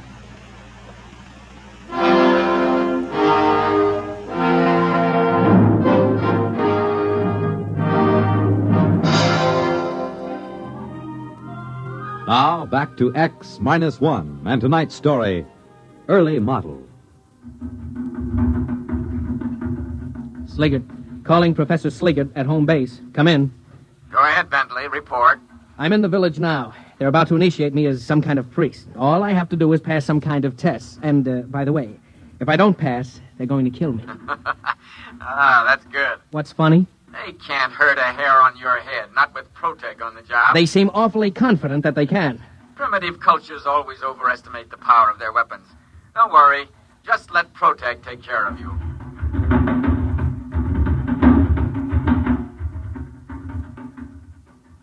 Go ahead, old boy. It's purified ceremonial food. But I can't. Why not? We purified with 7 sprinklings of strychnine, according to ritual. It's a taboo. I'm only allowed to eat my own supplies. A tribal taboo, you know. How primitive. Positively pagan. Well, shall we get on with it? We'll dispense with the written exam and get right down to the oral. Tell me, what do you think of evil? Well, it isn't good. Ah. Well put. Well, in that case, you have no objection to receiving the sacred and very holy spear that Cranclew brought down from the abode of the small gods, the brandishing of which brings good on a man? Oh, I would be honored to receive it. Very well, then. The ceremony can commence. O stranger from the skies, accept from us the spear of sanctity. Evil cannot abide the presence of this spear. Take then our blessings with it. Here, here, O stranger, take the spear! What? Confounded Protec, where's that release button? Sliggert, come in! It's probably out to lunch. Gotta get that force field off. Listen, I'm terribly sorry, Begin but the purification dirge. We are in the presence of evil spirits. Oh, no, I can explain. You cannot accept the sacred spear. Well, you see, I've got this protective device, sort of like a shield, you know? It doesn't like spears. It doesn't trust them. You couldn't give me a sacred gourd? Nonsense. Who ever heard of a sacred gourd? Poppycock.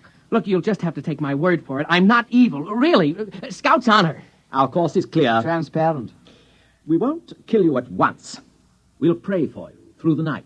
Perhaps in the morning, things will turn out better. If not... Sorry, old boy, but you understand our position. We'll just have to kill you. Can't be helped. Regulations, you know.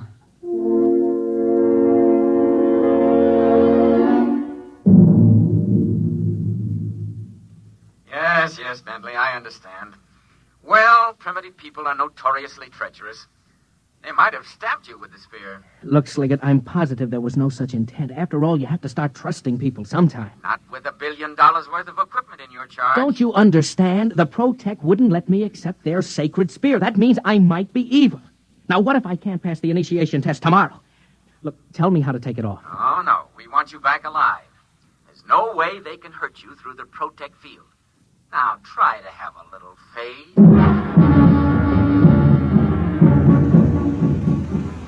The campfires burned all night, and I could hear the chants of the ghost doctors.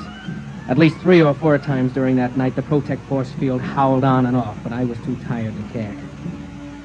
In the morning, the 2 Tellians came to see me and stood switching their fat orange tails politely, while the linguacine translated them.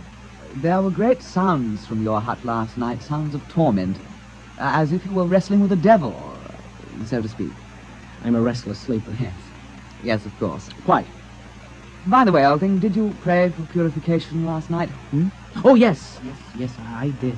And was your prayer granted? Yes, oh yes, sure, certainly. Not a bit of evil around me. Well, if you can't be initiated, we'll have to destroy you. We made that clear, didn't we? Oh, yes. quite clear.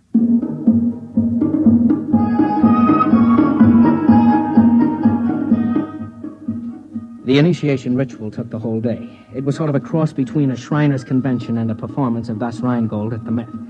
Luckily, no one tried to hand me a ceremonial spear or point a club in my direction, so the Protect kept its grimy force field to itself. Finally, around supper time, the Tellians pounded the last tail on the ground, and everyone stopped and paid close attention. Oh, brothers, this alien has come across the vast emptiness to be our brother.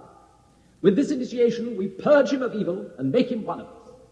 Brother, now you are a ghost doctor with all the privileges and perquisites pertaining thereto. And in friendship, I extend to you the claw of friendship. Well, thanks. You have only to shake a claw, and the ceremony is concluded. All right, brother. Give me some skin. Slip me 7. No, listen, turn it off. He just wants to shake hands. You're spoiling everything. Off. Now, where's that button? Off! Evil! Well, there it is, you know. We hoped we could muddle through, but you can't win them all, you know. There's only one thing left. Kill the devil!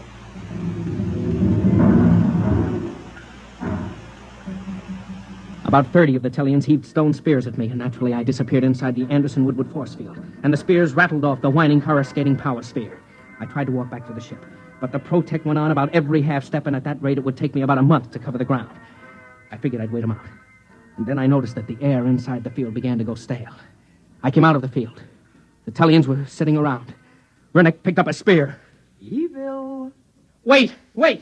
Hold off! Fins! Fair play! Fair play? I say, Rennick, he's due a 3-minute sanctuary under the sacred law of Hissipple. Really think so? We invoked fair play. True. All right, monster. You have 3 minutes. Thanks. Hello, Sliggert. Come in, Sliggert. Ah, there you are, Bentley. Listen, you've got to get me out of this. They're trapping me in the Protect. You mean the Protect is saving you from harm? No, they keep activating it. They'll starve me out. Now, don't get panicky. Just sit tight in the Protect field till they see they can't harm you. You confounded idiot. There's no air in there. The force field cuts it off. I'll choke. Oh dear, that's true, isn't it? Don't worry. We'll correct that in future models. Oh, thanks a lot. But what am I going to do right now? How do I get this thing off? Well, now I am sorry. To tell the truth, I designed the harness so that you couldn't get out under any circumstances. You lousy... Please, let's keep our heads. We can hold out for a couple of months. We might be able I can't. The air, the water. I hate to mention it, but they seem to be building fires around me. I'm sorry, your 3 minutes are up. We are going to destroy you with fire. Well, it's traditional that way. My dear chap, would you like to kindle the first blaze? Oh, after you, old fellow. Remember, I burned the last evil monster. True. Oh, monster. Yes? Do you have a light?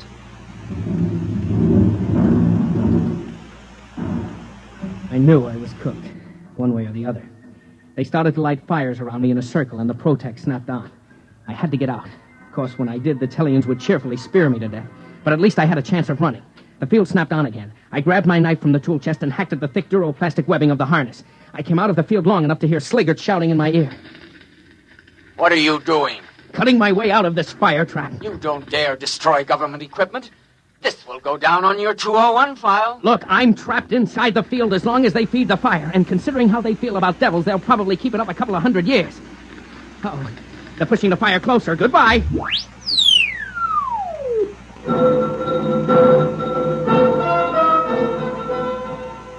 I tore at the straps with my wire cutters and knife. I could only work when the field was off. The Protect protected itself. Finally, I ripped the harness off just as the field went on, and I was thrown 20 feet into the fire. But I landed on my feet and was off and running.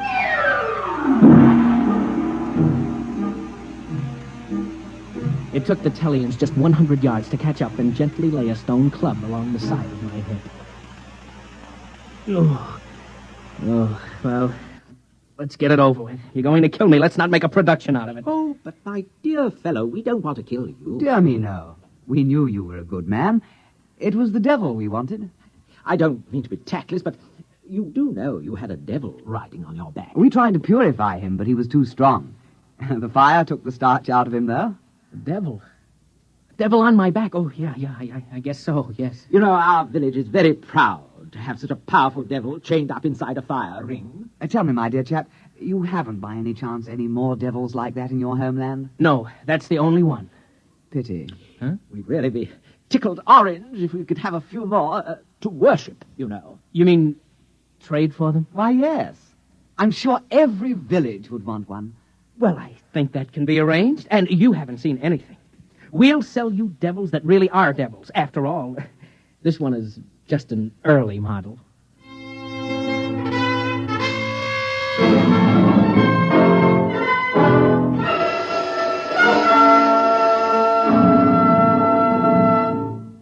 Fred Collins again, and I'll be back to tell you a word about tonight's X-1 in a moment.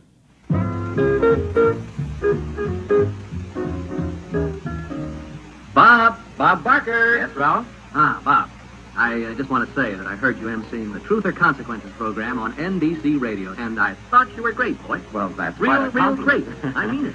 Coming from none other than Ralph Edwards, the creator of and original Truth or Consequences MC. You really liked the show, Ralph? Oh, I'll say I did. It was wonderful hearing it on radio again. Sounded better than ever. Well, no one should know better than you, Ralph. But really, we just can't miss. Our contestants are wonderful. Yes, the stunts are out of this world. Mm-hmm. Surprise family reunions, the gigantic whisper contest. Yes. A dream world of jackpot prizes, especially for NBC radio listeners. Really? And not just once a week, Ralph, but every weekday morning. No That's kidding. Right. Monday through Friday. Can you beat it? I'm going to right now, Bob. So long, folks.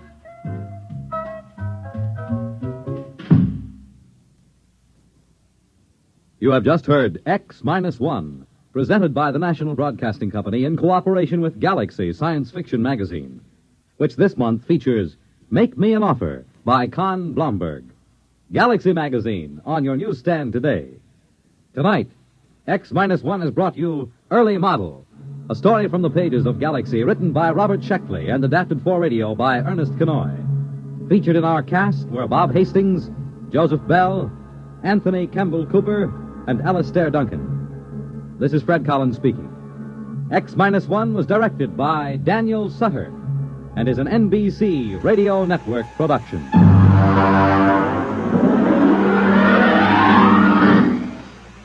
There's excitement in the air at night, and Nightline brings it to you. Here in Nightline with Walter O'Keefe.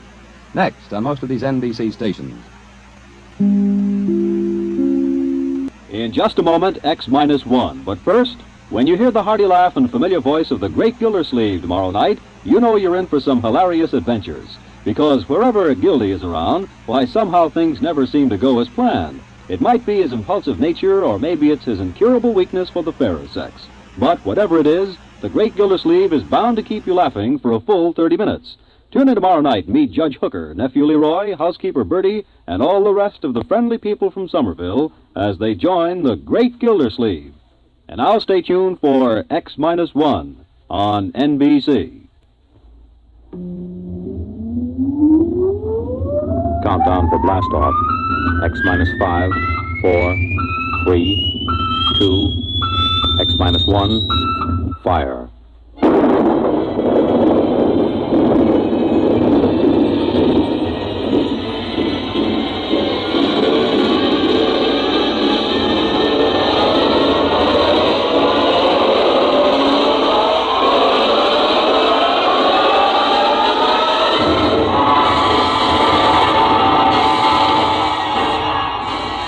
From the far horizons of the unknown come transcribed tales of new dimensions in time and space. These are stories of the future, adventures in which you'll live in a million, could be years, on 1,000 maybe worlds. The National Broadcasting Company, in cooperation with Galaxy Science Fiction Magazine, presents X-1.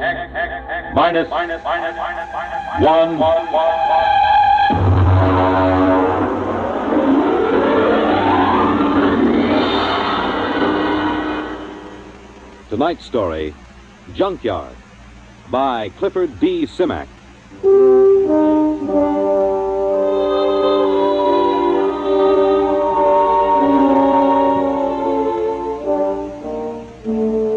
funny thing about the whole thing was the fact that we had never intended to land on Planet 9. We circled it and then decided it was strictly a low-grade affair. It wouldn't amount to anything for 1 billion years or so.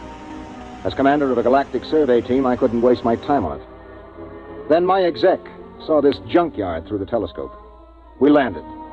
took a look at a load of alien machine parts discarded by some other spaceship, and then prepared to take off for Earth. It had all been a waste of time. Engine room, MacGyver. This is Commander Warren. All secure? Yes, sir. Very well. Count down for blastoff. Engine room ready, sir. X minus 5. Minus 4. Minus 3. Minus 2. Minus 1. Fire.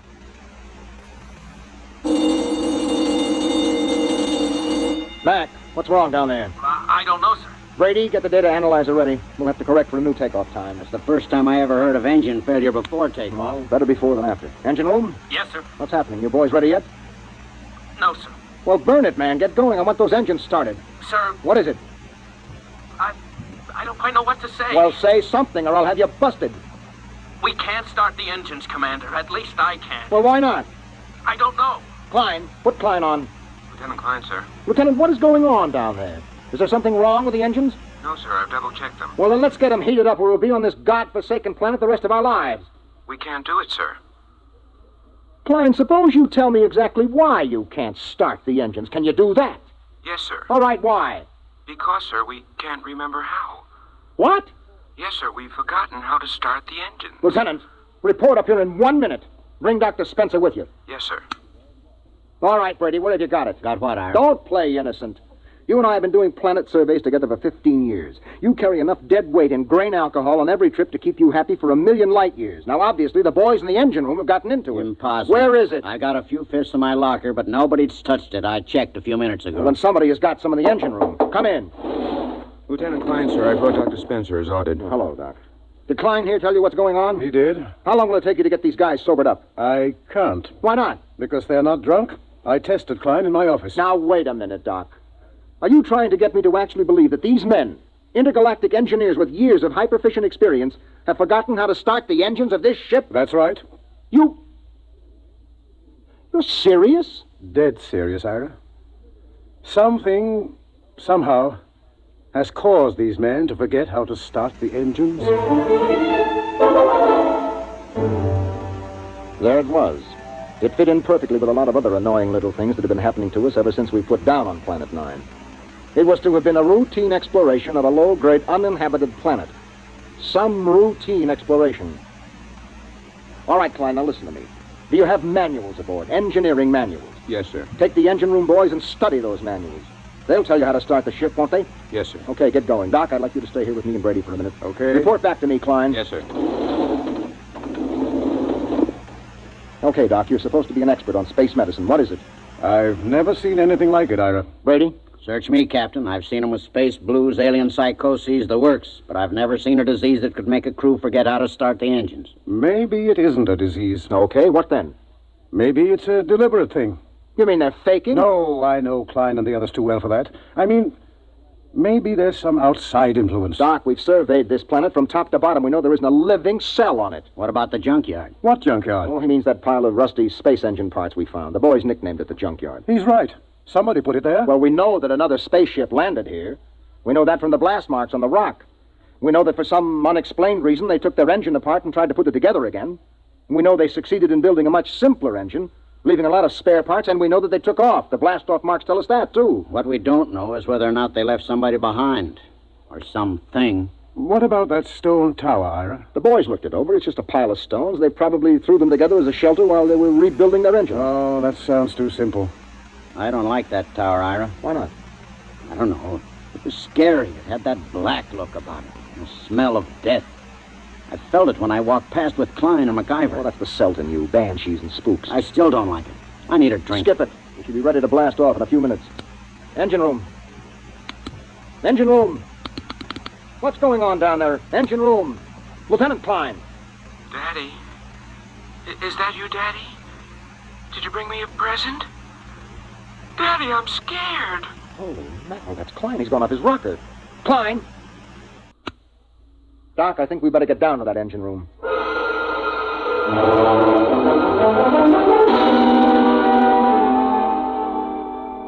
When Doc examined Klein, he found him to have the mind and memory of a 6-year-old. That's it, Ira. Something drained Klein of his memory. And that's as much as I can tell you. Well, that's a big help. Here's the manual he was reading. Well, at least we can follow this manual and get off this stinking planet. Hand it to me. Right here.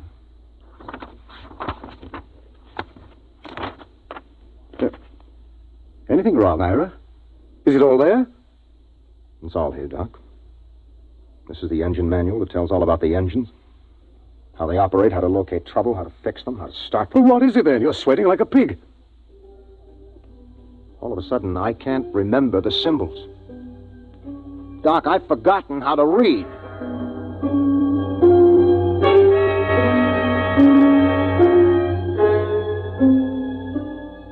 I left the engine room and went out through the lock to stand on the outside platform of the ship. I looked over the junkyard where the metal of the rusted engine parts gleamed. There was a riddle there. A riddle we hadn't been able to figure out. Why had an alien spaceship landed here, ripped out its engines, and then put together a simple, less efficient engine and taken off again? And they had worked in an awful hurry, judging by the mess they left. Why? Why? Mind if I join you, Ira? No, help yourself, Doc. How's Klein? We've made him some toys. He's playing with them. I've assigned Mac to see that he doesn't hurt himself. Doc. Yes? Have you got any ideas on what's happening to us? Well, man experiences incidents, gathers knowledge, knows emotions. Then, as he grows older, he begins to forget those experiences. Forget that knowledge. That's what life is. A long series of forgettings. Here, on 9, in some impossible way, the forgetting is speeded up. It happens overnight. No, there's more to it than that. Well, I'm going back to my cabin and try to get some rest.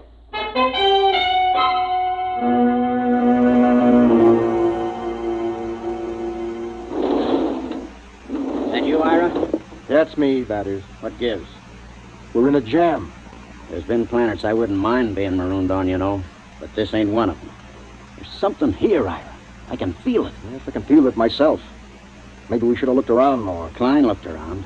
Klein was the one found that tower. Brady, that's right. He did. He said he didn't like it. He said it scared him. In the morning, Bad Ears, we'll go and see that tower.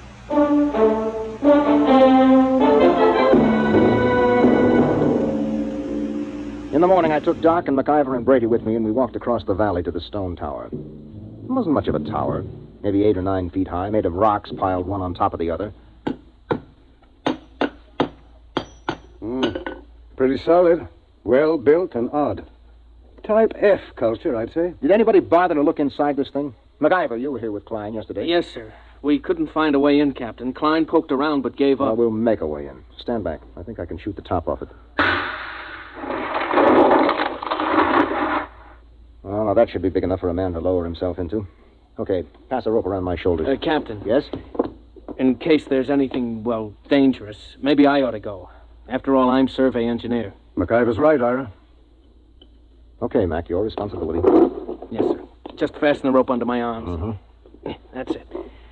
Now, I'll climb up and lower myself in. If I pull twice, haul me out. One pull means okay. Give me a hand, Brady. How about a quick shot of whiskey first? Never touch it. Ready? Yep.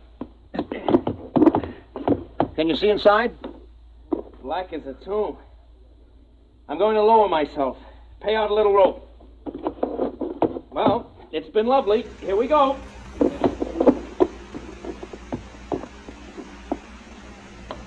One tug. He's on the ground inside. Yeah, I wonder what he's found. I still don't like it. Oh, Brady, there's probably not a thing in there except a few... There's 2 tugs. 3. Come on, haul them out. Brady, help me pull the top. Right. Easy now, Mac. What the heck is in there, anyway? Mac? Mac? Dada? Dada? Holy jumping asteroids. Doc, he's flipped. No, he hasn't lost his mind. He's just reverted to babyhood.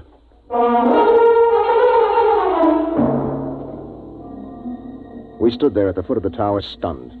MacIver sat on the ground, happy as a clam, playing with his fingers and talking happy little nonsense syllables. Doc, take a look at him. Make sure that he's okay physically. Check.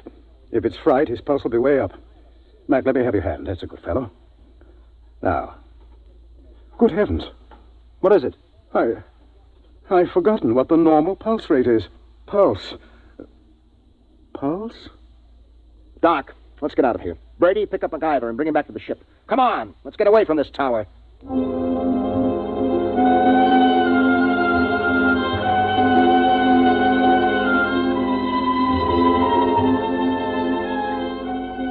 A few minutes later, Brady and I sat in the captain's quarters.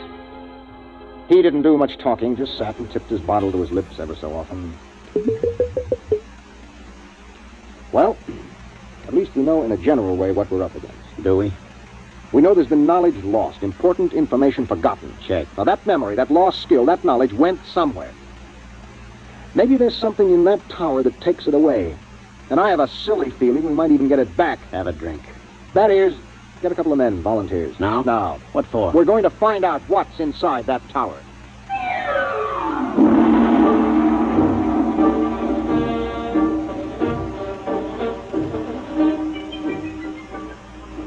We lowered a rotating infrared movie camera into the tower, took some pictures, and went back to the ship for a look. There was something in there, all right. Now, as far as we can determine, this thing we photographed is shaped like a watermelon standing on end. The movement of the hairs all over it suggests vibrations, such as an antenna of an insect. Underneath are wires leading to terminals that seemed plugged right into the thing. You think it's a form of life? My guess is a combination of living organism and machine. After all, man and machines work together. The difference is that man retains his individual identity. Well, since it doesn't locomote, somebody or something must have put it there. Exactly. It looks like some kind of communication organism. If it is, it's a communication machine that is built to take in information rather than pass it along. Doc, do you really think that egg in there has been stealing our memory? Why not? Well, because it's too wild, that's why not. It's no wilder than a lot of other things we found.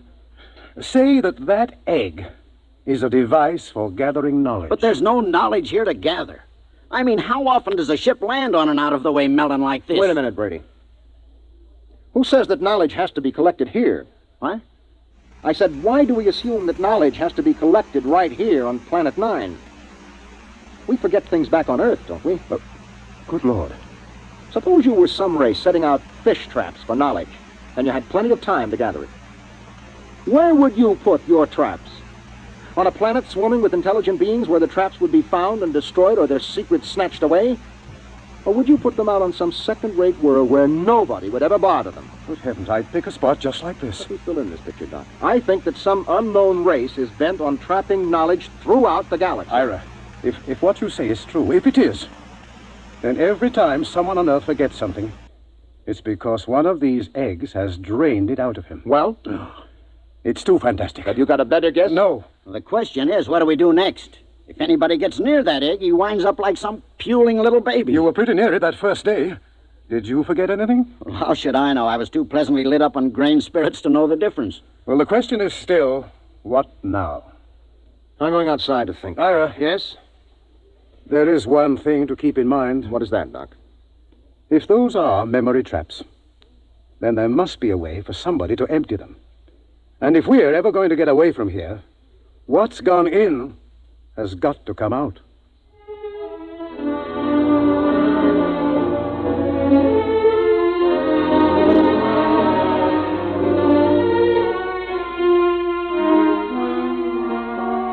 I stood out on the platform of the ship and tried to make some sort of pattern of it. Forgetfulness.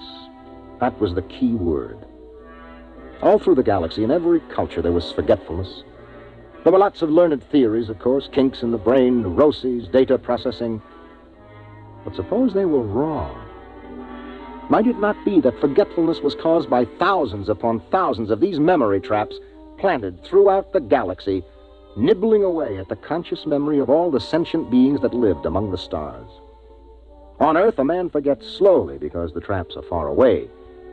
But here, in their very shadow, a man forgets suddenly. And then another thought entered my mind. What kind of race had set these traps? How did they empty them? How? Brady, where do you keep your liquor? Not cheap. Come on, where? It's in my locker. Get it out of there, all of it. Ira. That's a direct order. Okay. All of it. That it? Yeah. I never thought I'd see the day when you pulled rank on me, Ira. If you confiscate this stuff, so help me, I'll never Who forget. said anything about confiscating? That is, have you ever really hung one on? I mean, just got pie-eyed drunk? Well, let's see. Yeah, there was once on Mars. Was that the worst? It was beautiful. Took me 3 days to sober up. They say I fought off the whole galactic patrol for hours. Well, do you think you got enough here to get that polluted again? I got a pretty good supply, Ira. Well, that's good, because in 1 minute, I'm going to give you a direct order to hang on the biggest, most monstrous drunk in the entire history of the universe. But first you have to volunteer. I volunteer. No, not until I explain why I'm doing this. Ira, this sort of project don't need reasons. It's a pleasure. Let me finish. You know that egg up in the tower? Yeah? The minute you get near it, it grabs your mind, wipes it clean, right? Yeah. And a lead space helmet doesn't shield you, as we saw with MacIver. Right. Now, Doc thinks this egg is a kind of communications thing. It must be. Okay, you're a communications man. What do you do when you can't shield a communication? Well, that's easy. You scramble it. Any fool knows. Oh, mackerel. Exactly. Are you still game? You think it'll work? I don't know. I think it might. And suppose it doesn't. Maybe a babbling infant like Klein and MacIver. If we don't stop that thing, it'll happen anyway. Unless we can remember how to start the engines. Okay, Ira. I'll do it. When do I start? Right now.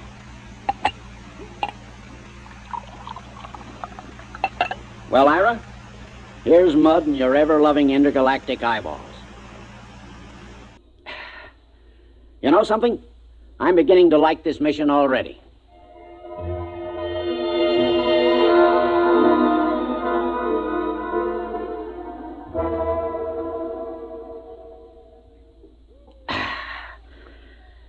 Well, that kills the last bottle. How am I doing, our old buddy? You're not drunk enough. I should have picked somebody like Doc, except he'd probably pass out. I'm not drunk enough, huh, old buddy pal? Not yet. Well, then, in which case, old buddy, I'm going to have to do something I never like to have to do. What's that? I'm going to have to go into my extra special emergency reserve supply. It's a little supply I keep in case of getting marooned on a planet, you know? I don't like to go into it, but in this case, it's my duty.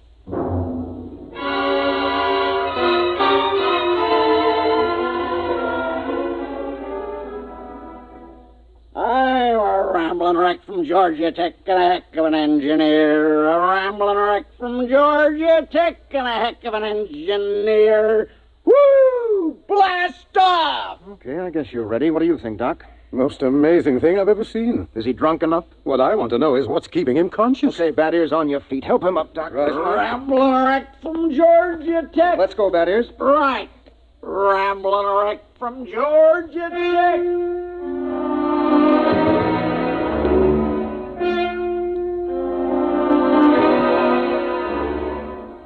Somehow we pushed, hauled, and stumbled Bad Ears Brady out of the ship and up the rocks to the egg tower. We erected a tripod over the hole with a block and tackle, passed a rope around Brady's chest, and hauled him over the entrance to the tower.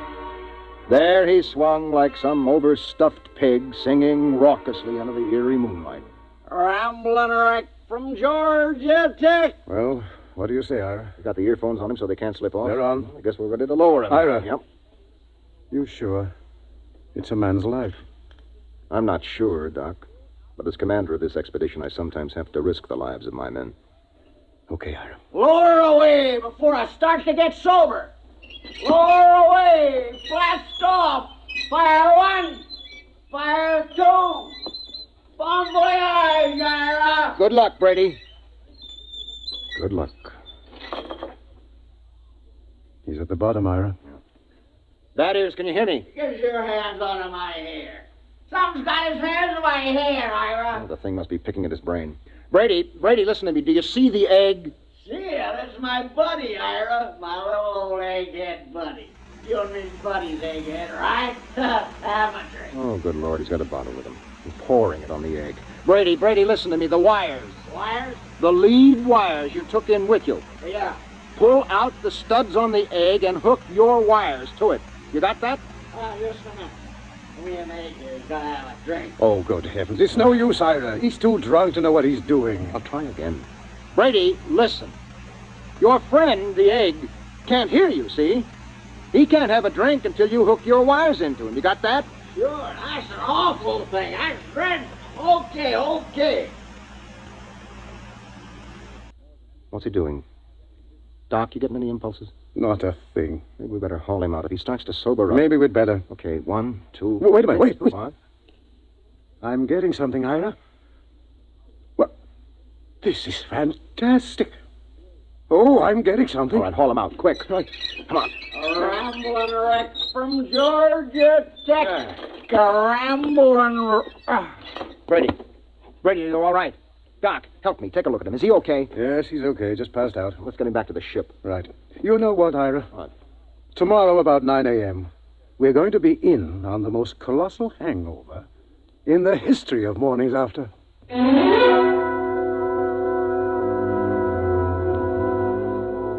We were in on more than Doc Spencer had bargained for.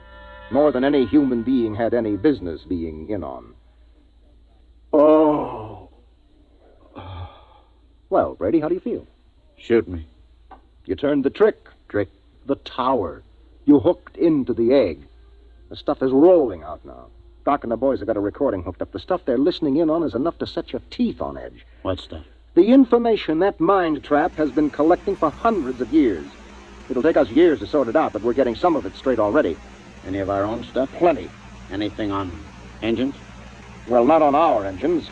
So? We got the dope on the Junkyard engine. Mac and the boys are helping to get it assembled. We're ripping out our own engines and just keeping some of the parts. Another junkyard, huh? Another junkyard. The engine we're building now is superior to anything ever built. Pretty handy little gadget, that egg. Only one thing. What's that? Tell Doc if he comes across a good hangover remedy to let me know, huh? Oh.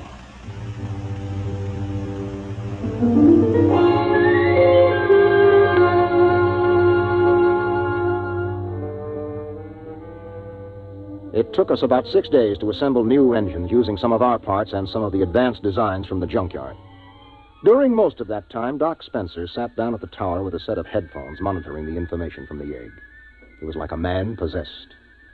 I didn't think anything unnatural was happening until the night of the 6th day. Well, that does it. The boys have got the engines ready for blast-off. There's a full moon, too. We should be able to lift her by tomorrow morning, huh? We're blasting off in exactly 1 minute, that is. What? In exactly 1 minute. But Ira, Doc and some of the techno boys are down monitoring that egg. I know it. Well, it'll take them 20 minutes to get back into the ship with all that equipment. They're not getting back. Huh? I said they're not getting back. Ira, are you nuts? Come here, that is. I want you to take a look through this field scope. You can get a good close-up of Doc and the boys who have been monitoring that egg. Now, wait till I get it focused. You got 'em? Yeah? Take a close-up. Mother in heaven. You see why we have to leave them here? Those faces, they're like some kind of beast. What is it, Ira? What's happened to them? The same thing that must have happened to the crew of the last ship that touched here. The same thing that made them blast out of here in such a tearing hurry. What? That is, there isn't only knowledge in that thing. Those boys are monitoring something else. Something else. Personality, that is. They're not human anymore. They're turning alien.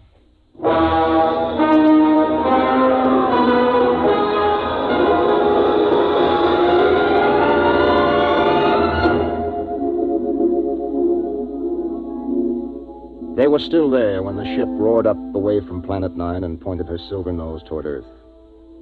We could see them in the scopes. A group of tiny figures crouched over the recording equipment, their earphones plugged into the egg. They didn't even look up when we blasted off. They were no longer human now. They were something else. Something 1,000,000 light years old and of another world.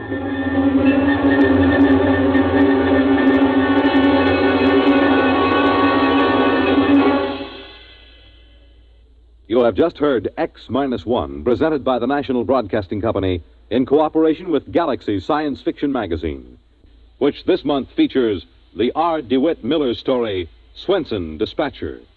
The story of a shrewd but unscrupulous spaceship dispatcher who tries to best the rival airlines by unethical means, and with most surprising results. Galaxy Magazine on your newsstand today.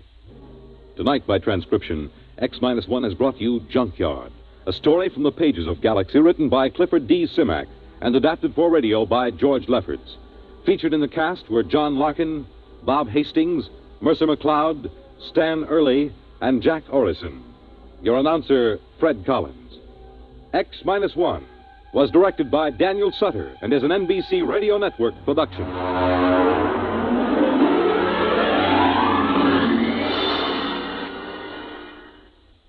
Let's visit Fibber McGee and Molly tonight on the NBC Radio Network.